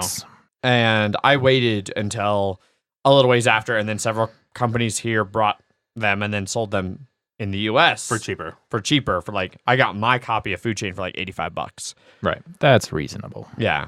But considering that the Ketchup expansion is going for damn near that amount, like, it's listed, you said Food Chain's right now listed for 75 euro as well? Yeah. So it's listed for the same price as the base game. I mean, and I can't imagine it adds that much more shit. Well, yeah, it better be like a whole new game. Yeah. They also had a pretty fucking super tone deaf response to somebody asking if they could get the dry erase BGG accordion like boards that BGG has. They're asking would there be updated versions of those, and they're like, we don't do those. Those are a third party item. And it was like, dude, he was specifically asking if you knew if you were going to reach out to them, if you'd considered maybe including them. Like, those have been wildly popular. They pretty much just do their own thing. Like, yeah, and customer satisfaction. There's a reason nobody likes the Dutch, except for Andrew. Yeah. Andrew. No, yeah, they price their shit because people will pay that much, and people will. Because I saw the announcement for this, and so many comments I saw like, this is so fucking overpriced, but I still pre-ordered it. And right, it's just and like, that's why they're able to get away with it. Mm-hmm. Yeah, no, and there was a big discussion about it on the Slack channel a while back. That started at like 6 a.m. Mountain Time, so I was definitely still asleep. Oh, the one that Paul was like, Adrian, why aren't you here for this conversation? Yeah, he was like, well, he didn't call me out specifically. He just said something about like, this conversation feels weird to have without Splatter's #1 defender. Yeah. And he was distinctly referring to me. But even this one, like I said in the discussion there, like, you know, if you really have a problem with the way Splatter runs their shit, stop giving them money. Yeah. Like, you know, I've cut him a lot of slack on a lot of things. Like, I love everything about Food Chain. I like the art style. I like the simpler, like, components overall. I do wish the borders were a little better on the neighborhood tiles. Yeah. But they come with custom wood-shaped meeples, all the stuff. Like, I appreciate what they tried to do with Indonesia. There was the printing error that made the pieces way too fucking big. But it's a thing that's easy to work around. It doesn't ruin the game or make it unplayable. So, I'll cut them a lot of slack because I think they make fantastic fucking games that I don't have nearly the same problem some people do with art and components for them. But even I feel like this. I'm not buying this expansion. Not at 75 euro. Not from them. And not directly from them. No. I'll see if I can find it. Well, first of all, I'm going to wait until I hear if it's actually any fucking good. I'm not convinced that it's going to be any good. I don't feel like Food Chain was something that needed an expansion. Yeah, especially when they've got pre-orders open already, and the main thing is, but it's still under development, and we can't really tell you a whole lot about it. Well, now you're just trying to build hype. Yep. Yeah. So I'll wait until I hear more, and if I can get it for closer to like $40, you know, or unless I get some job that pays me stupid amounts of money to where I can just buy whatever the hell I want. You can Paul it. Yes. If I had Paul money, I would definitely have already pre-ordered this. You should just ask him to pre-order it. He did it during that conversation when I was like, quit just buying their shit from him. And he was like, Adrian, do you want to get to play this expansion or not? Good point, Paul. Yeah. I also saw that they are re-releasing Roads and Boats. Yes, and that was going to be the next thing. Roads and Boats is getting a new edition. A reprinting. A reprinting. They're calling it like the 20th anniversary edition or something like that. Which so many but they're like anniversary editions. Yeah, I know. But they're like, yeah, we're reprinting it with the expansion. There will be no other changes. To be fair, though, they're Roads and Boats 20th edition. So both Roads and Boats and the expansion, €99.99. Yeah. Base Roads and Boats without the expansion is listed as €80. So no, and they have the expansion in here for 30. So no, it's your savings. No, I don't fault them for doing that. That makes sense. Hey, here's a reprinting of both for a cheaper price. But it's just the fact that they're like, this 20-year-old game, here you go. No changes other than just that we're reprinting it. Like no updating. But that's what they do. So it is what they do. Yeah, which I thought they were doing something slightly different too for the thing that covers the board that you draw. Nope, they say the edition will include the expansion, and you'll get all the additional modules. It's just the base game and the expansion. There are no other changes to the game. Literally, it's quoting right there. At least they're being honest about it. Yeah. They forgot to add, fuck you. It's implied. You've seen that, right? That's the name of it. That's how it's written. Ugh. Yeah, I know, right? Oh, so gross. Ugh. See, Roads and Boats is actually one of my favorite art, and you like that text? I'm totally fine with it. Yeah. Oh God, I couldn't even read it. I thought it said like broats and. I mean, it's real awkward. I love it though. I absolutely love it. Having met Yorun, nothing Splatter does surprises me. Oh, I'm sure. No, I'm sure. That doesn't mean it's good. But that's it for news. Wrapping up all of that Splatter talk. So we can now move on over to some Kickstarters. First up on Kickstarter, Yokohama Duel Deluxeified Edition coming from TMG Games. Well funded, 141,000 of its 30,000 goal, 1,700 backers, and about 2 weeks left to go when you're listening to this episode. You can pledge this for only $30 for the retail version. Get the Deluxeified. Yeah. Which is how much? Deluxeified is $50. Okay. Remember, Jeff always does whichever's the most popular. Yes, I'm not Jeff. Me neither. Yeah. And most popular is almost the $120 pledge. That's the Deluxeified edition of both. Yes, because they are, for the first time, they are reprinting a Deluxeified edition. They are doing the Yokohama Deluxeified. Yes. Again, which I have. You can get that on there for just $80 if you just want that. And honestly, it might not be the worst idea. Well, or the one I was looking at. No, I know they have $40 both. to upgrade your retail Yokohama to Yokohama. That's true. Yes. Which is you can definitely do that. But I looked a little bit on how this plays, and it's it's a 2-player version. I was curious to see how they would do with the blocking mechanism that Yokohama has, because on that one, it's just one meeple that's walking around doing stuff. This one doesn't have that. Instead, it has a series of cards that are different levels of powers. So they're like 1 to 4 power, but you have to play the level 1 first to get, and then eventually play the 4. And you can't play on the same spot except for a couple spots that can hold an infinite amount of them.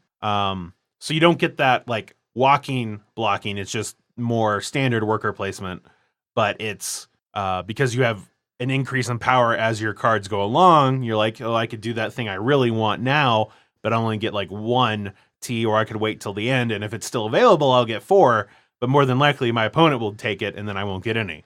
So it gives you those choices. But otherwise, it seems pretty similar to Yokohama, like in terms of it's how things work. Getting the resources to turn them in for the contracts and getting like foreign agents and stuff like that.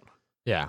But my only problem is, from what I've heard, Yokohama's a pretty good 2-player game by itself. I mean, and that wouldn't like be the first time. Like, I get why like Seven Wonders got a 2-player, considering like Seven Wonders you need like 3 or 4 people to make that playable. 3-player Seven Wonders is a lot of fun though. Yeah, I mean it's not 2-player, but 3-player is super fun. I think that plays better the fewer players you have. Actually, I could see that. You care more about what other people are doing. But yeah, so I'm so tired of everything that's a 2-player game being called Duel. Like, that's just already so fucking old to me. Like, I mean, yeah, it gets the point across, I guess, really well. There's Code like names, 3 of them. you know what I mean? Like, at least code names went differently, like with Duet. It's close. But So there's Codenames, there's Seven Wonders, and there's Yokohama. How many other duels are there? Duelosaur Island, which they still use true. Duel in it. He's Okay, not I like did that. not know that was a thing, and that is disgusting. No, Yeah. I mean, I wouldn't even say like, because Duet, you can play it 2-player, but you can also just do it cooperative. Like, it doesn't just it's not just a 2-player game. And I feel like there was something else that had done, whatever. Duel. I don't know. I saw this and I watched the play of it, and I'm like, yeah, it seems similar to Yokohama, but from what I heard, like I said, it's a pretty good 2-player game, and then you can play with more people. I'd actually totally be down to try Yokohama 2-player. I don't think during the review I ever got to play it 2-player. No, we didn't. I've never And actually even there's played been it. a lot of heavier, like, or a lot of like not even heavier, but like good medium weight Euros that I really love at 2-player. Like, I think excel at 2-player. Like, I fucking love 2-player Le Havre and 2-player Agricola. I think those are 2 of the best like 2-player games if you are looking for a good Euro to play 2-player. Gotcha. So I'd be totally down to try Yokohama at 2 players. I wasn't super blown away by it at like 4, but yeah. But anyway, yeah, that's everything for Yokohama Duel, and you can also get all of the stuff to either get your own Yokohama Deluxe or pimp your retail copy, whatever you choose. Yeah. Next up on Kickstarter, we've got Race for the Chinese Zodiac from Capstone Games. Not quite yet funded, sitting at just under 10,000 of its $15,000 goal, 188 backers, and just under 2 weeks left to go. This is the 3rd entry in the Simply Complex line. It is a simultaneous card-playing race game for 3 to 5 players. Essentially, you are playing the different animals of the Chinese Zodiac, and you are trying to race across the board to be the first one to reach the Heavenly Palace and get a year named after you. And the years end up being named like in the order you finish the race. And there's a whole bunch of lore behind the Jade Emperor and wanting to help humanity out and like establishing the 12-year calendar and all of this. And so that's where the idea for the game came. You earn karma and gather energy during the race, putting them to good use to take different actions to get further and further ahead.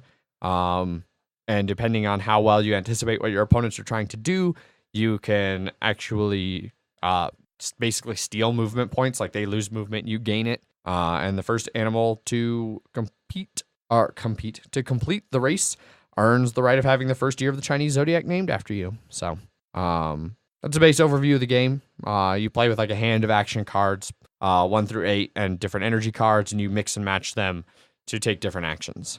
Zach, I know you had mentioned that this looked like the most boring of all of them. Yeah, as soon as I saw another of the Simply Complex was announced, I was like, oh boy. All right. I try and, I was watching a playthrough of it, and I was like, I'm trying to give it the benefit of the doubt, just like I tried to do for the Estates after our first fucked up play. But I watched it, and it looked like such a slog for me, at least. Especially for something called Race for the Chinese Zodiac. But like, I watched like 40 minutes of a playthrough, and I'm like, these things are just barely moving along. I don't know. It just, nothing about it spoke to me at all. But I know as soon as when I said that, you were like, I'm surprised, Zach. And I was like, I wanted to be like, first of all, it's Simply Complex, so you probably should have assumed I wasn't going to like it. Yeah. See, well, I try not to judge things that are in like a line just because I haven't liked everything else in the line. I said I'd still give it the benefit of the doubt, but every time all of them have been so far. Yeah, but all of, like the other ones, one was like a block stacking, like just move around and move blocks, like really simple. Like, and even, you know, estates where it's just a pure auction game. Like, I can get where those might have been not enough there to interest you. This felt like it actually had more going on.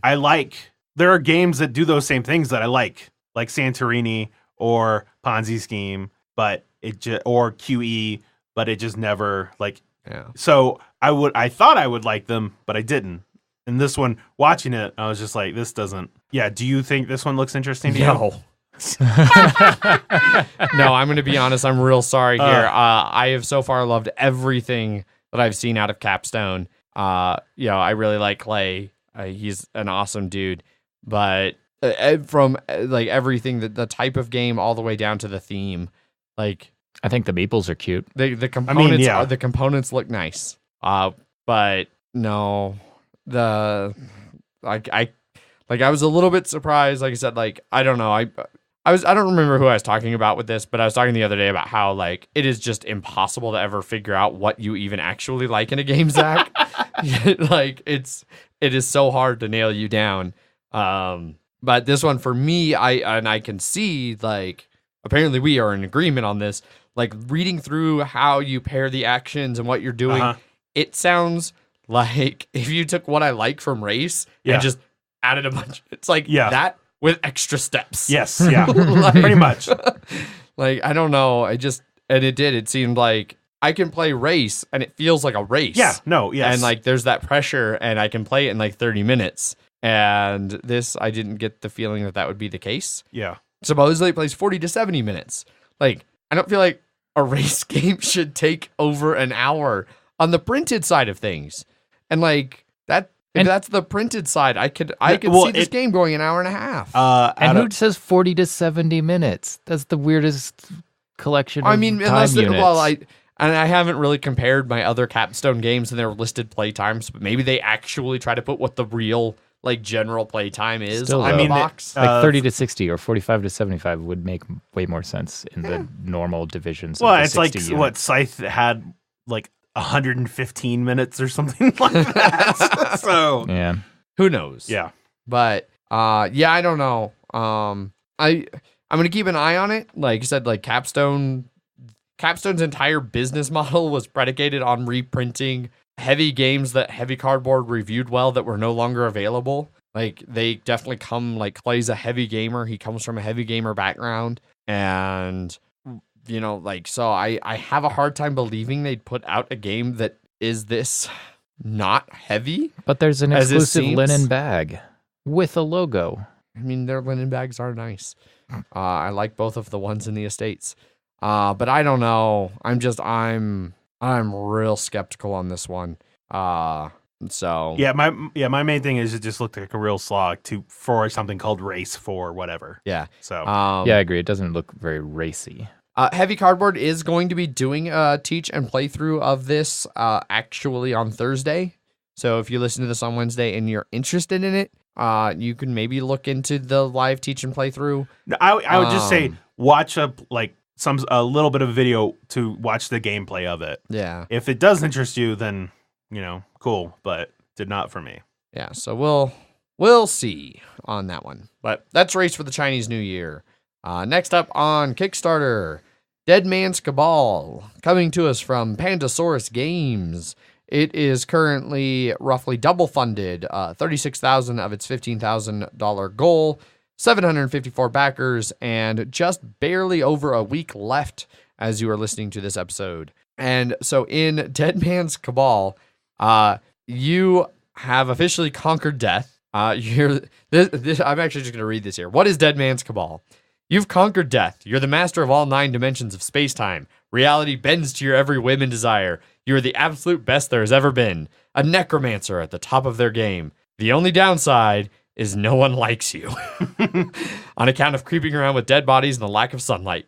But who needs friends when you can make them? So the game, you are all a bunch of different necromancers just making a bunch of friends of your own. Digging up skulls and then animating their corpses. Yeah. Midweight strategy game, plays 60 to 90 minutes, 2 to 4 players, designed by Daniel Newman. and then kind of refined and touched up by Jonathan Gilmour, who also worked on Dead of Winter, Dinosaur Island, and Wasteland Express. Jonathan Gilmour's got a great pedigree behind him. They say it has been blind play tested for 18 months across hundreds of different groups. So they feel it is very well streamlined, very well balanced, and ready to go. It's got a variable phase order mechanism similar to Puerto Rico, Terra Mystica, and Race of the Galaxy. Yeah. And I just want to say my favorite thing on this is the art. I was just gonna say with some great artwork. Art is fantastic. Little silly zombie. I mean, it looks like the guy who did the Gorillas art, but yeah, I can see that. Very reminiscent. They're also 3D printing a whole bunch of different colored skulls and things for it, which is also just great. But essentially in this game, everybody's gonna take different action phase selection, and then that will determine the player order for the round. You're trying to gain ritual cards, then collect the different skulls you need to complete the ritual, and then get runes that match for endgame scoring bonuses. And then you go to the Sanctum area where you perform the ritual and get yourself a new undead friend because nobody likes you. And so trying to do all of that in the best order without accidentally helping out your opponents through your action selections is going to be a very key part of this game. There's also like you draw a skull and then you choose one of the rows to put it and it pushes the whole row thing in it and some stuff like that. I'm really interested in this game, actually. I didn't know about it. I don't know how this completely flew under my radar until like almost the end of the Kickstarter. I really like variable, like turn order variable, like power selection type games like Race and Puerto Rico. Yeah, me too. And I've liked a lot of other things Pandasaurus has done. The art's great. The components look great. There's a lot about this Kickstarter that I'm actually kind of interested in. So I hope to get to play it sometime after it comes out. I like one of the promo cards. The next one is could be a bringing back a Triceratops. Nice. I should also mention $50 for the Kickstarter edition, which is the bucks, most. That's it. Yeah, which is the most pledged level for this one. You can go $90 for 2 copies or $150 for retailers. So not a ton of options on this one. If you got a couple people who want it, the $90 one, you do save yourself $5 each copy. Plus maybe on shipping. I don't know. I didn't read enough into how they're doing shipping. But yeah, about a week left to go check out Dead Man's Cabal. But I think it seems pretty cool. Yeah. Agreed. Next up, over on Kickstarter, we've got Shake Up, the reverse deck building office card game. It is also about double funded, just under $12,000 of its just over $6,000 goal, 343 backers, and just under 2 weeks left to go. You can back this one for $16. Most of the pledges are also $16. So it's kind of spread out. They got a few different pledge options, but 16 is the most common one. That looks because it's 1 to 2 player support. Whereas if you go a little bit higher, you can get like the $23 one is 4 player support. So it's 2 copies. So that's why. And then there's like a deluxe, which is basically with an expansion, and then 2 deluxes, which is so you can do the deluxe 62. Yeah. So kind of a little bit all over the spot or all over the place. But essentially, so it's a reverse deck builder, which instead of starting with a base deck that you then have to build up with a bunch of good purchases to make a strong deck, you start with a complete deck. And because there's now like a little bit of everything in it, you need to spend time getting cards out of your deck to do what you want to do with them. So you're basically like a company that has gotten too big and has all this bloat and waste and inefficiency. Got to streamline. And you got to streamline. So you got to do a bunch of layoffs and stuff. So you got to ask some people, so what do you really do here? What do you do here? So you're a consultant hired to help this company avoid Chapter 11.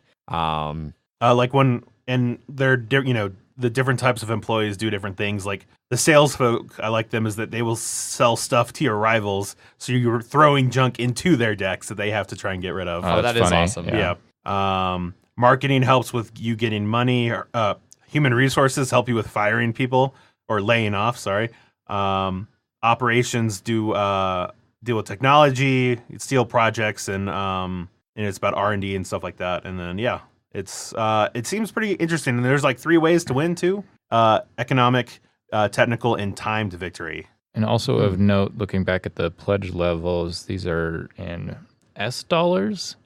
Singapore dollars. Singapore. So that $16 is 12 Yes. American. Oh yeah. Yeah. So the 2 times for The 4 players, $22. Yes. Yeah. And the Super Deluxe 2 players, only $46. Yeah. So still very affordable. Mhm. They give 8 reasons why you will love this game. Beautiful artwork, challenging solo mode, 20-minute games, teach under 5 minutes, true reverse deck builder, cheap as potato. Opposed to those fake ones? Right. Highly portable, about the size of your coffee mug, and they include 50 super premium 100 micron matte ply card sleeves that are apparently required for the game. You do need the sleeves in the game. Oh, there you go. Cool. But they said you can use them for other things too if you Nice. don't want to use them for the game. Can I use the potato to just make French fries? It's just cheap as a potato. It does not include a potato. Oh, I thought you said cheapest potato. No, it says cheap. Well, it says cheap as potato, not even cheap as a potato. It's a reference. Jesus. Is it? I don't know. But yeah, so whole bunch of different types of cards that do different things. Like Zach was talking about, the sales folk that let you throw cards into other people's decks. 3 ways to win: economic victory, technical victory, and a timed victory. Which is all about like you can call an economic audit, and then if your income is equal to the total of your loans owed, then you win because you're basically solvent again. But what I like is that if you call an audit and you fail, then you get more loans. So you don't like just want to call it at the end of every round. Just be like, do I have it now? Well, I don't know. Let's check now. You got to be sure. Yeah. Well, because you have to spend money for that auditor to come exactly. in. Yeah. Yep. There's a technical victory. It's similar to the economic victory, but you can call for a technical audit when your deck runs out. If you have 12 plus upgraded cards in your deck, you win. So you can just upgrade your deck. Yep. And then the timed victory is when income or loan piles start to run out.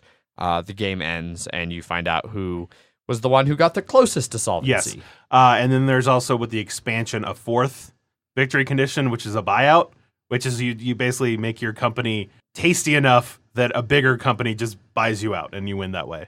Oh, okay. Yeah, this one sounds like a whole bunch of fun. Yeah. I can see this one being a lot of fun to play. Yeah, I agree. I like the idea of a reverse deck builder. Yes, I do too. It does. You kind of quipped on a little bit there, Wes. The fact they said they're the true reverse deck builder, as opposed to all the fake ones out there. Yeah. I've never heard of a reverse deck builder until literally now. So, but yeah, I'm okay with the art. It doesn't super stand out to me as much as some of the other things that we have covered, even just this week. But it is certainly. I like it well enough. It's certainly good. The quality of the sleeves will blow your mind, followed by a little explosion with an arrow pointing at it that says "your mind." Yes.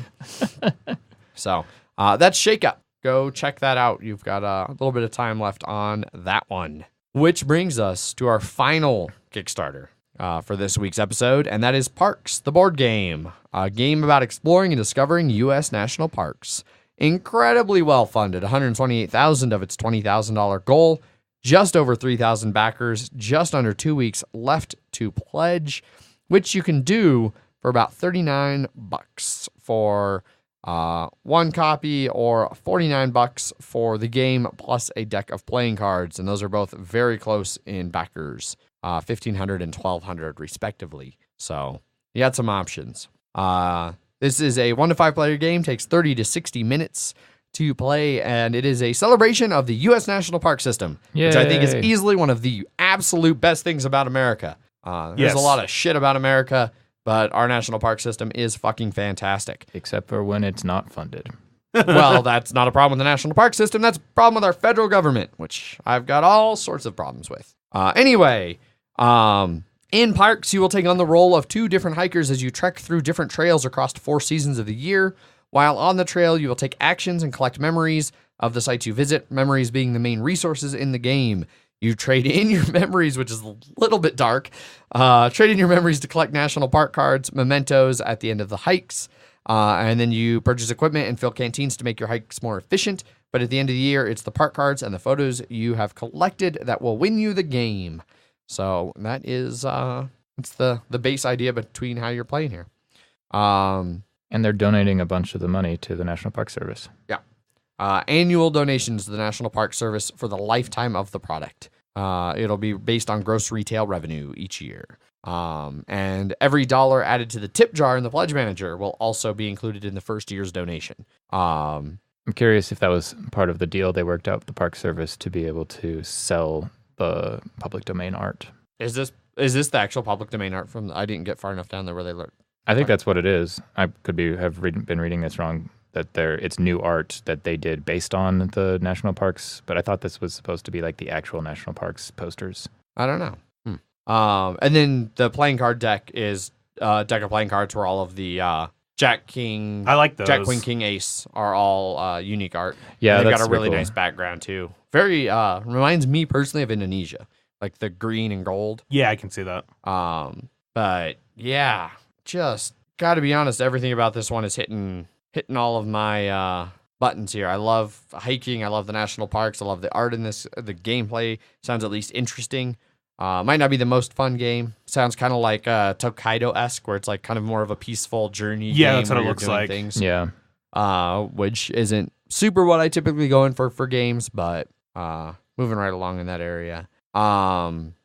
They did not hit, I don't think, their timed goal. I can't tell if these are locked or not anymore. But they've unlocked a few different stretch goals, including all the way up to component trays from Game Trays, who continue to do just fucking everything.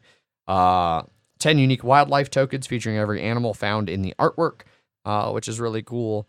And they've got an enamel token for the first player marker, and they are getting close to the some of the other stuff like a box sleeve and a full box organizer, not just a card organizer from Game Trays. So, yeah, whole bunch of stuff still to go in Parks the board game. Man, that art is freaking beautiful. It is. So it's the 59 Parks print series, which may or may not actually be associated with the national parks, reached out to them to develop this in partnership.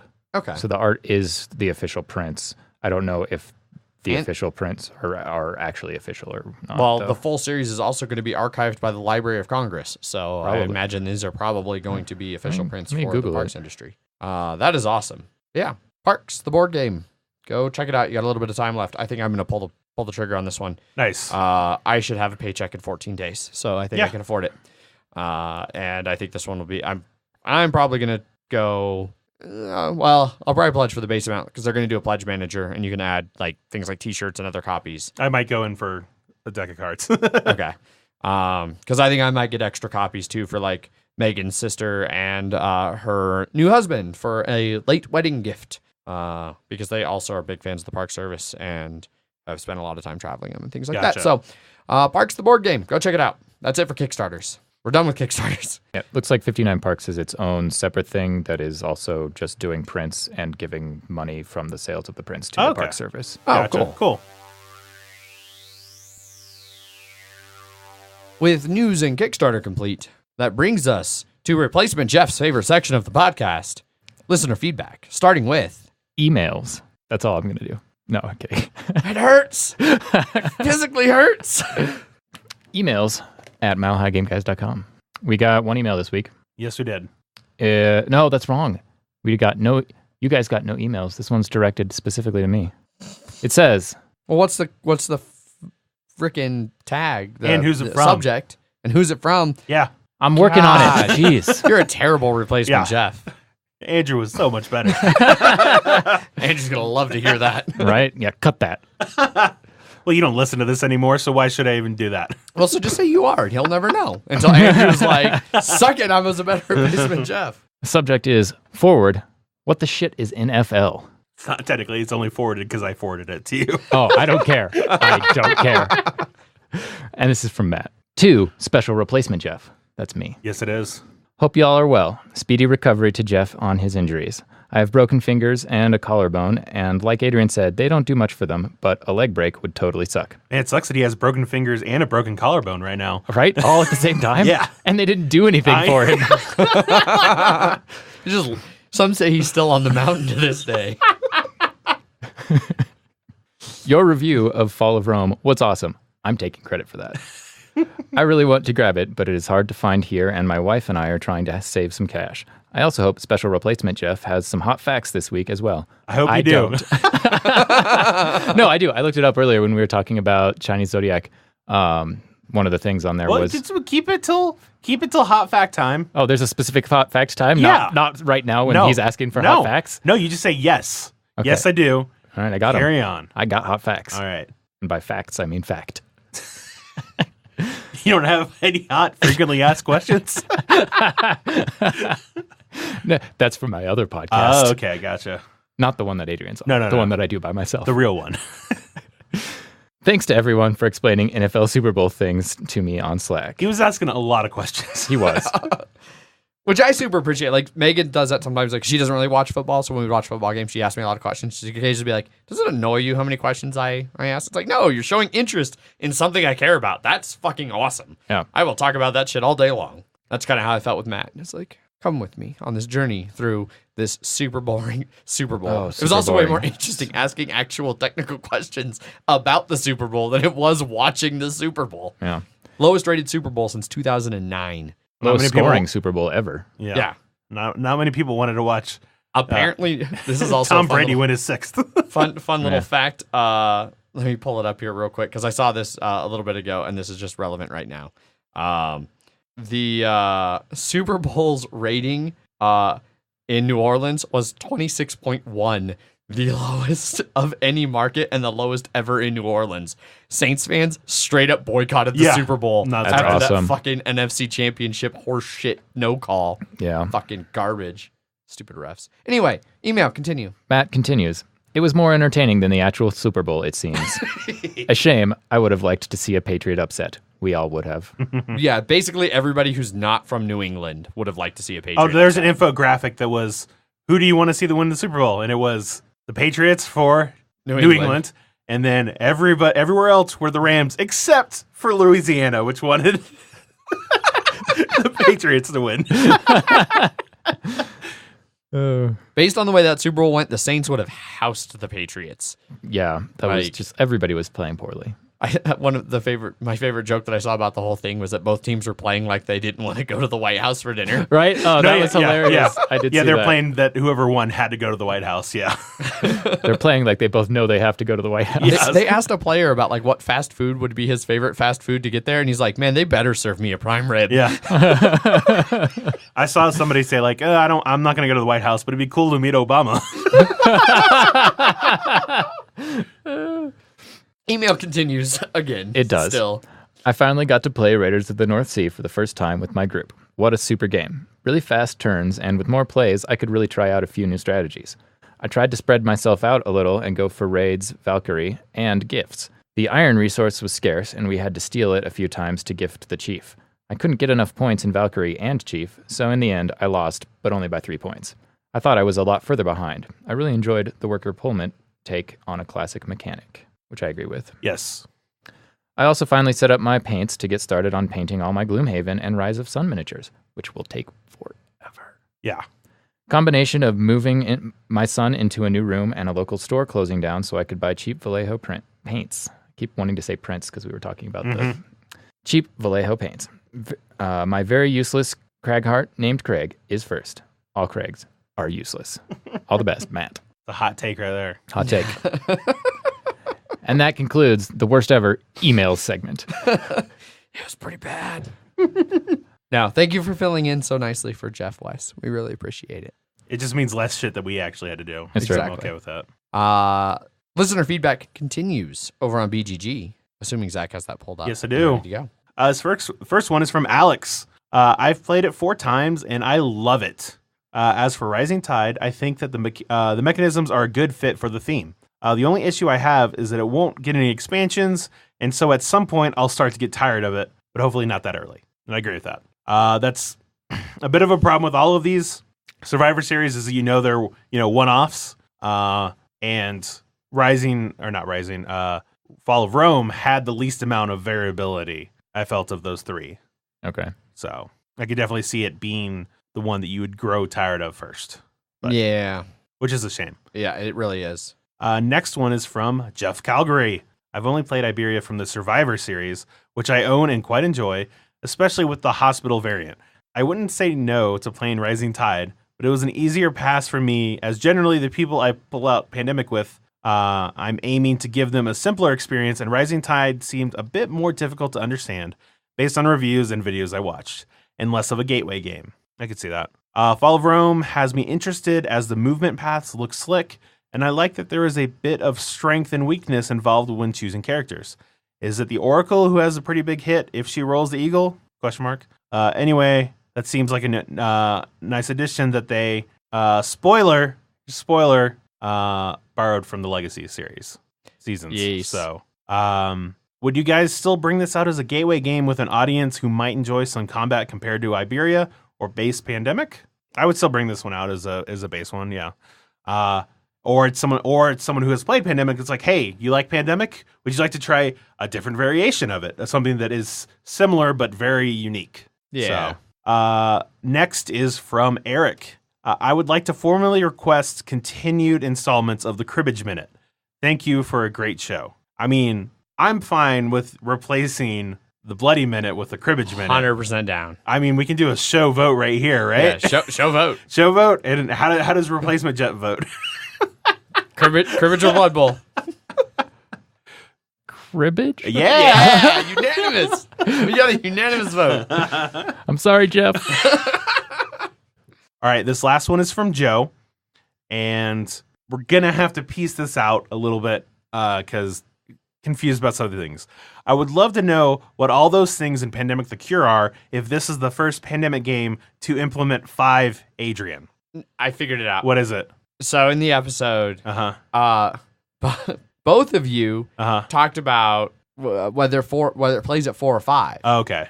And I think it was Andrew, the hater, who was like, the Cure was the first game to implement 5 players. Oh, gotcha. And it was, and then later on I came back. I was like, no, actually, I just looked it up.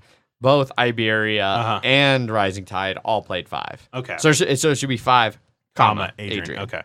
I'm mostly disappointed. And then it requires us to understand that. Remember what we talked about a week ago, which is impossible. It's impossible. Basically not going to happen. I'm mostly disappointed that your co-host, especially with the hater himself on the episode, missed it and we're unable to give you a hard time about it.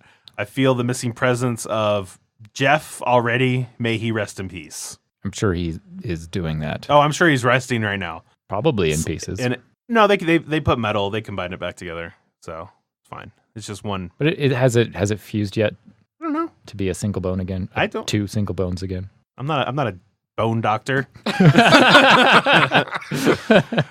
Also the name of my other podcast.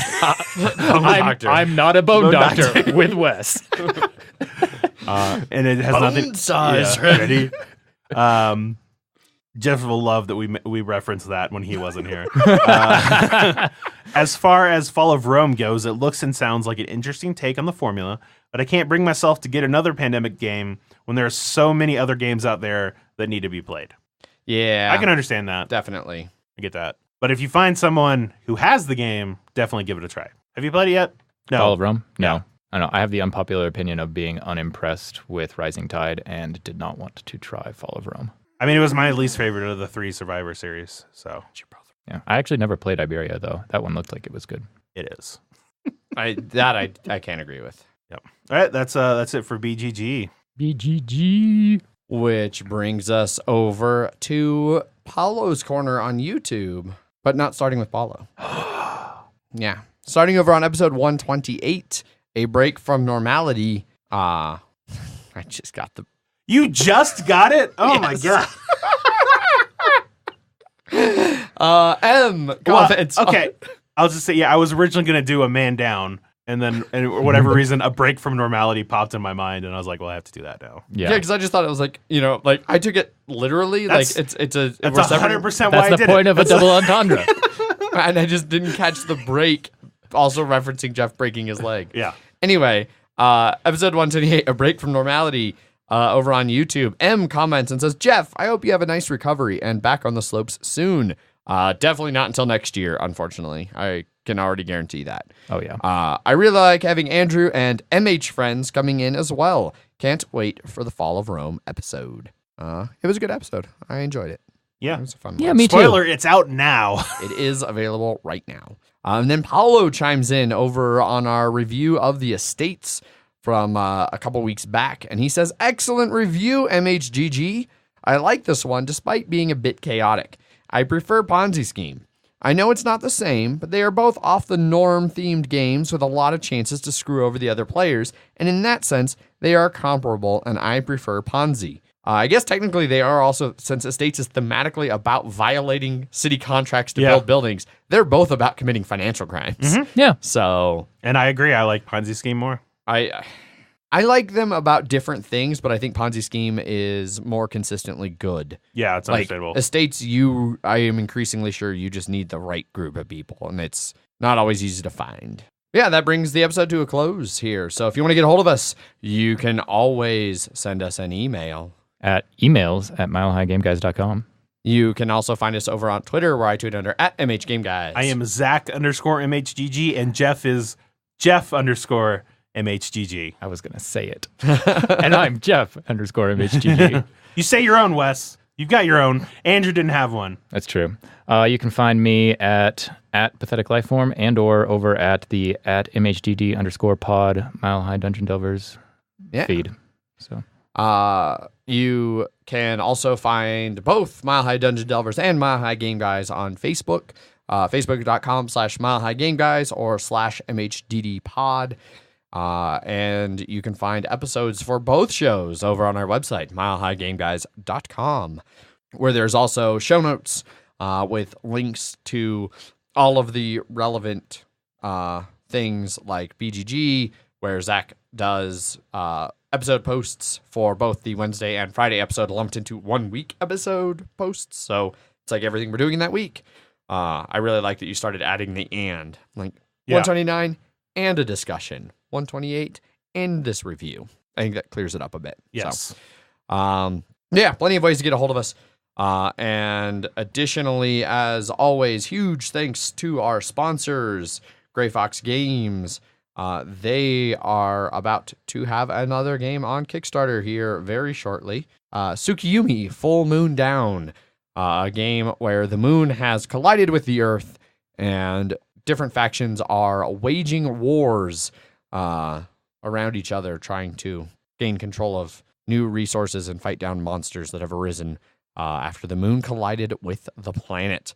That's part of their new partnership with King Raccoon Games that we had previously talked about. So, nice. Very exciting stuff coming out in March. So keep your eyes peeled. We will definitely be talking about that more in the coming weeks and things. So, Fake Jeff, do you have an interesting fact, tidbit, Sure. anything? Yeah, I got a hot fact. Prepared statement. Yeah, do you have Do I have a prepared statement? I did not prepare a statement. Gray Fox Games? Yeah. Gray You Fox. didn't prepare it either. No, I did. I just quality games cleverly crafted. Yes. But then I fucked it up. So quality games cleverly crafted. Gray Fox Indeed. Games. Quality games, cleverly crafted. Good job, Jeff. I thought you meant just like the extra quote, and I definitely didn't look up an extra quote. And I definitely also thought you had looked up an extra quote earlier when I asked you about one. I thought you were like, oh yeah, I'm going to do that. No. You must have been doing something else on your Definitely phone. doing something else. But I can do the other thing. So there you go. Gray Fox Games, quality games, cleverly crafted. We'll just say it like 40 times. Zach will just edit it all together with all of us saying it in like a round robin fashion. Yeah. Yeah. Sure. Cut out everything in between it. The only episode is us just saying that. And then shift it up a semitone every time. Yep. But yeah, Quality games. don't worry, Gray Fox. Jeff should be back next week, and it'll be much more professional. You said you had a hot fact, though? Yeah. Since we were one of the things on the Kickstarter for Race for the Chinese Zodiac. Yeah. They show at the end game that the rabbit had won, and then in like the little parentheses they're like, but do you know who really won? Because rabbit didn't. And I was like, I think it's rat. And it is rat, because Chinese New Year was yesterday, and we're now in the year of the pig, which is the last one. So next year will be rat, and we're back at the top of Chinese Zodiac. Ah, awesome. Which, speaking of Chinese New Year, Xin Yan Kuai Le, Gong Zi Fa Chai, and or San Ni Fai Lok Gong Hai Fa Choi, which is the Mandarin, and I don't remember which order, I forgot to make a note of which one was which, but that's the Mandarin and Cantonese for Happy New Year and wishing you great happiness and prosperity. Mandarin was the first one, and then Cantonese. So hopefully my pronunciation wasn't completely hot garbage. Probably was. I took one semester of Mandarin okay. 6 years ago in college, and I think I went to maybe 50% of the classes. So Mandarin is one of those Mandarin is languages. really not good. It's one of those languages that it's really easy to accidentally say a word that is entirely wrong. Yeah. That was the To thing that say a word, but that's not the word that you meant to say. That was one of the things that really stood out to me about the little bit that I actually showed up in class and did assignments for, was that just whether you turn a vowel sound up at the end or turn it down at the end is an entirely different fucking word. Yes. Yes. What is going on? So hopefully my pronunciation on that was somewhere close to correct. But happy Chinese New Year to any of our listeners who happen to celebrate. I know May and Ambi were both talking about it in the Slack channel. And since so many board games rely so heavily on production in China and stuff, our industry is hugely based around that. And it makes a lot of delays are it's Chinese New Year again. Yeah. Because it shuts down for a long time. And you're So, yep. Super appreciate that. And happy Chinese New Year. Yeah. To everybody who celebrates. I'm sure all your Chinese listeners will write in to tell you how wrong it was the way you pronounced those words. And if not them, then Ambi and May in Slack will both chime in, I'm sure. And then everybody else will just tell me I was wrong, regardless of whether or not I was actually wrong, because, that's it's what a principle of the thing. Yeah. Yeah. I just presume you are, because you usually are about almost all things. Yeah, that's the story of my life. That's the end of the episode. We are all done. So that's it. As always, I've been your host, Adrian. I am still Zach. And I'm not Jeff. Thanks for filling in, Wes. We appreciate thanks. My pleasure. it. Bye. Bye. Bye.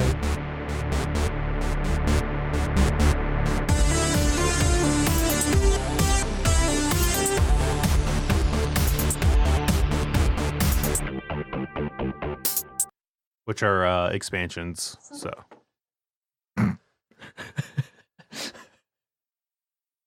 I saw the ring light up. we didn't say anything about cream corn. So Yeah, it's just out of the corner of my eye, I saw a blue light, and I was like, shit, I forgot there's an Alexa down here now. She's always listening. And by she, I mean Jeff Bezos. Personally. Listens to this podcast as we record. Through that. Because he can't wait until Wednesday. No, he can't. Well, at least he hasn't started spoiling anything. Punchboard Media, where we all bring something to the table pull up a chair at punchboardmedia.com.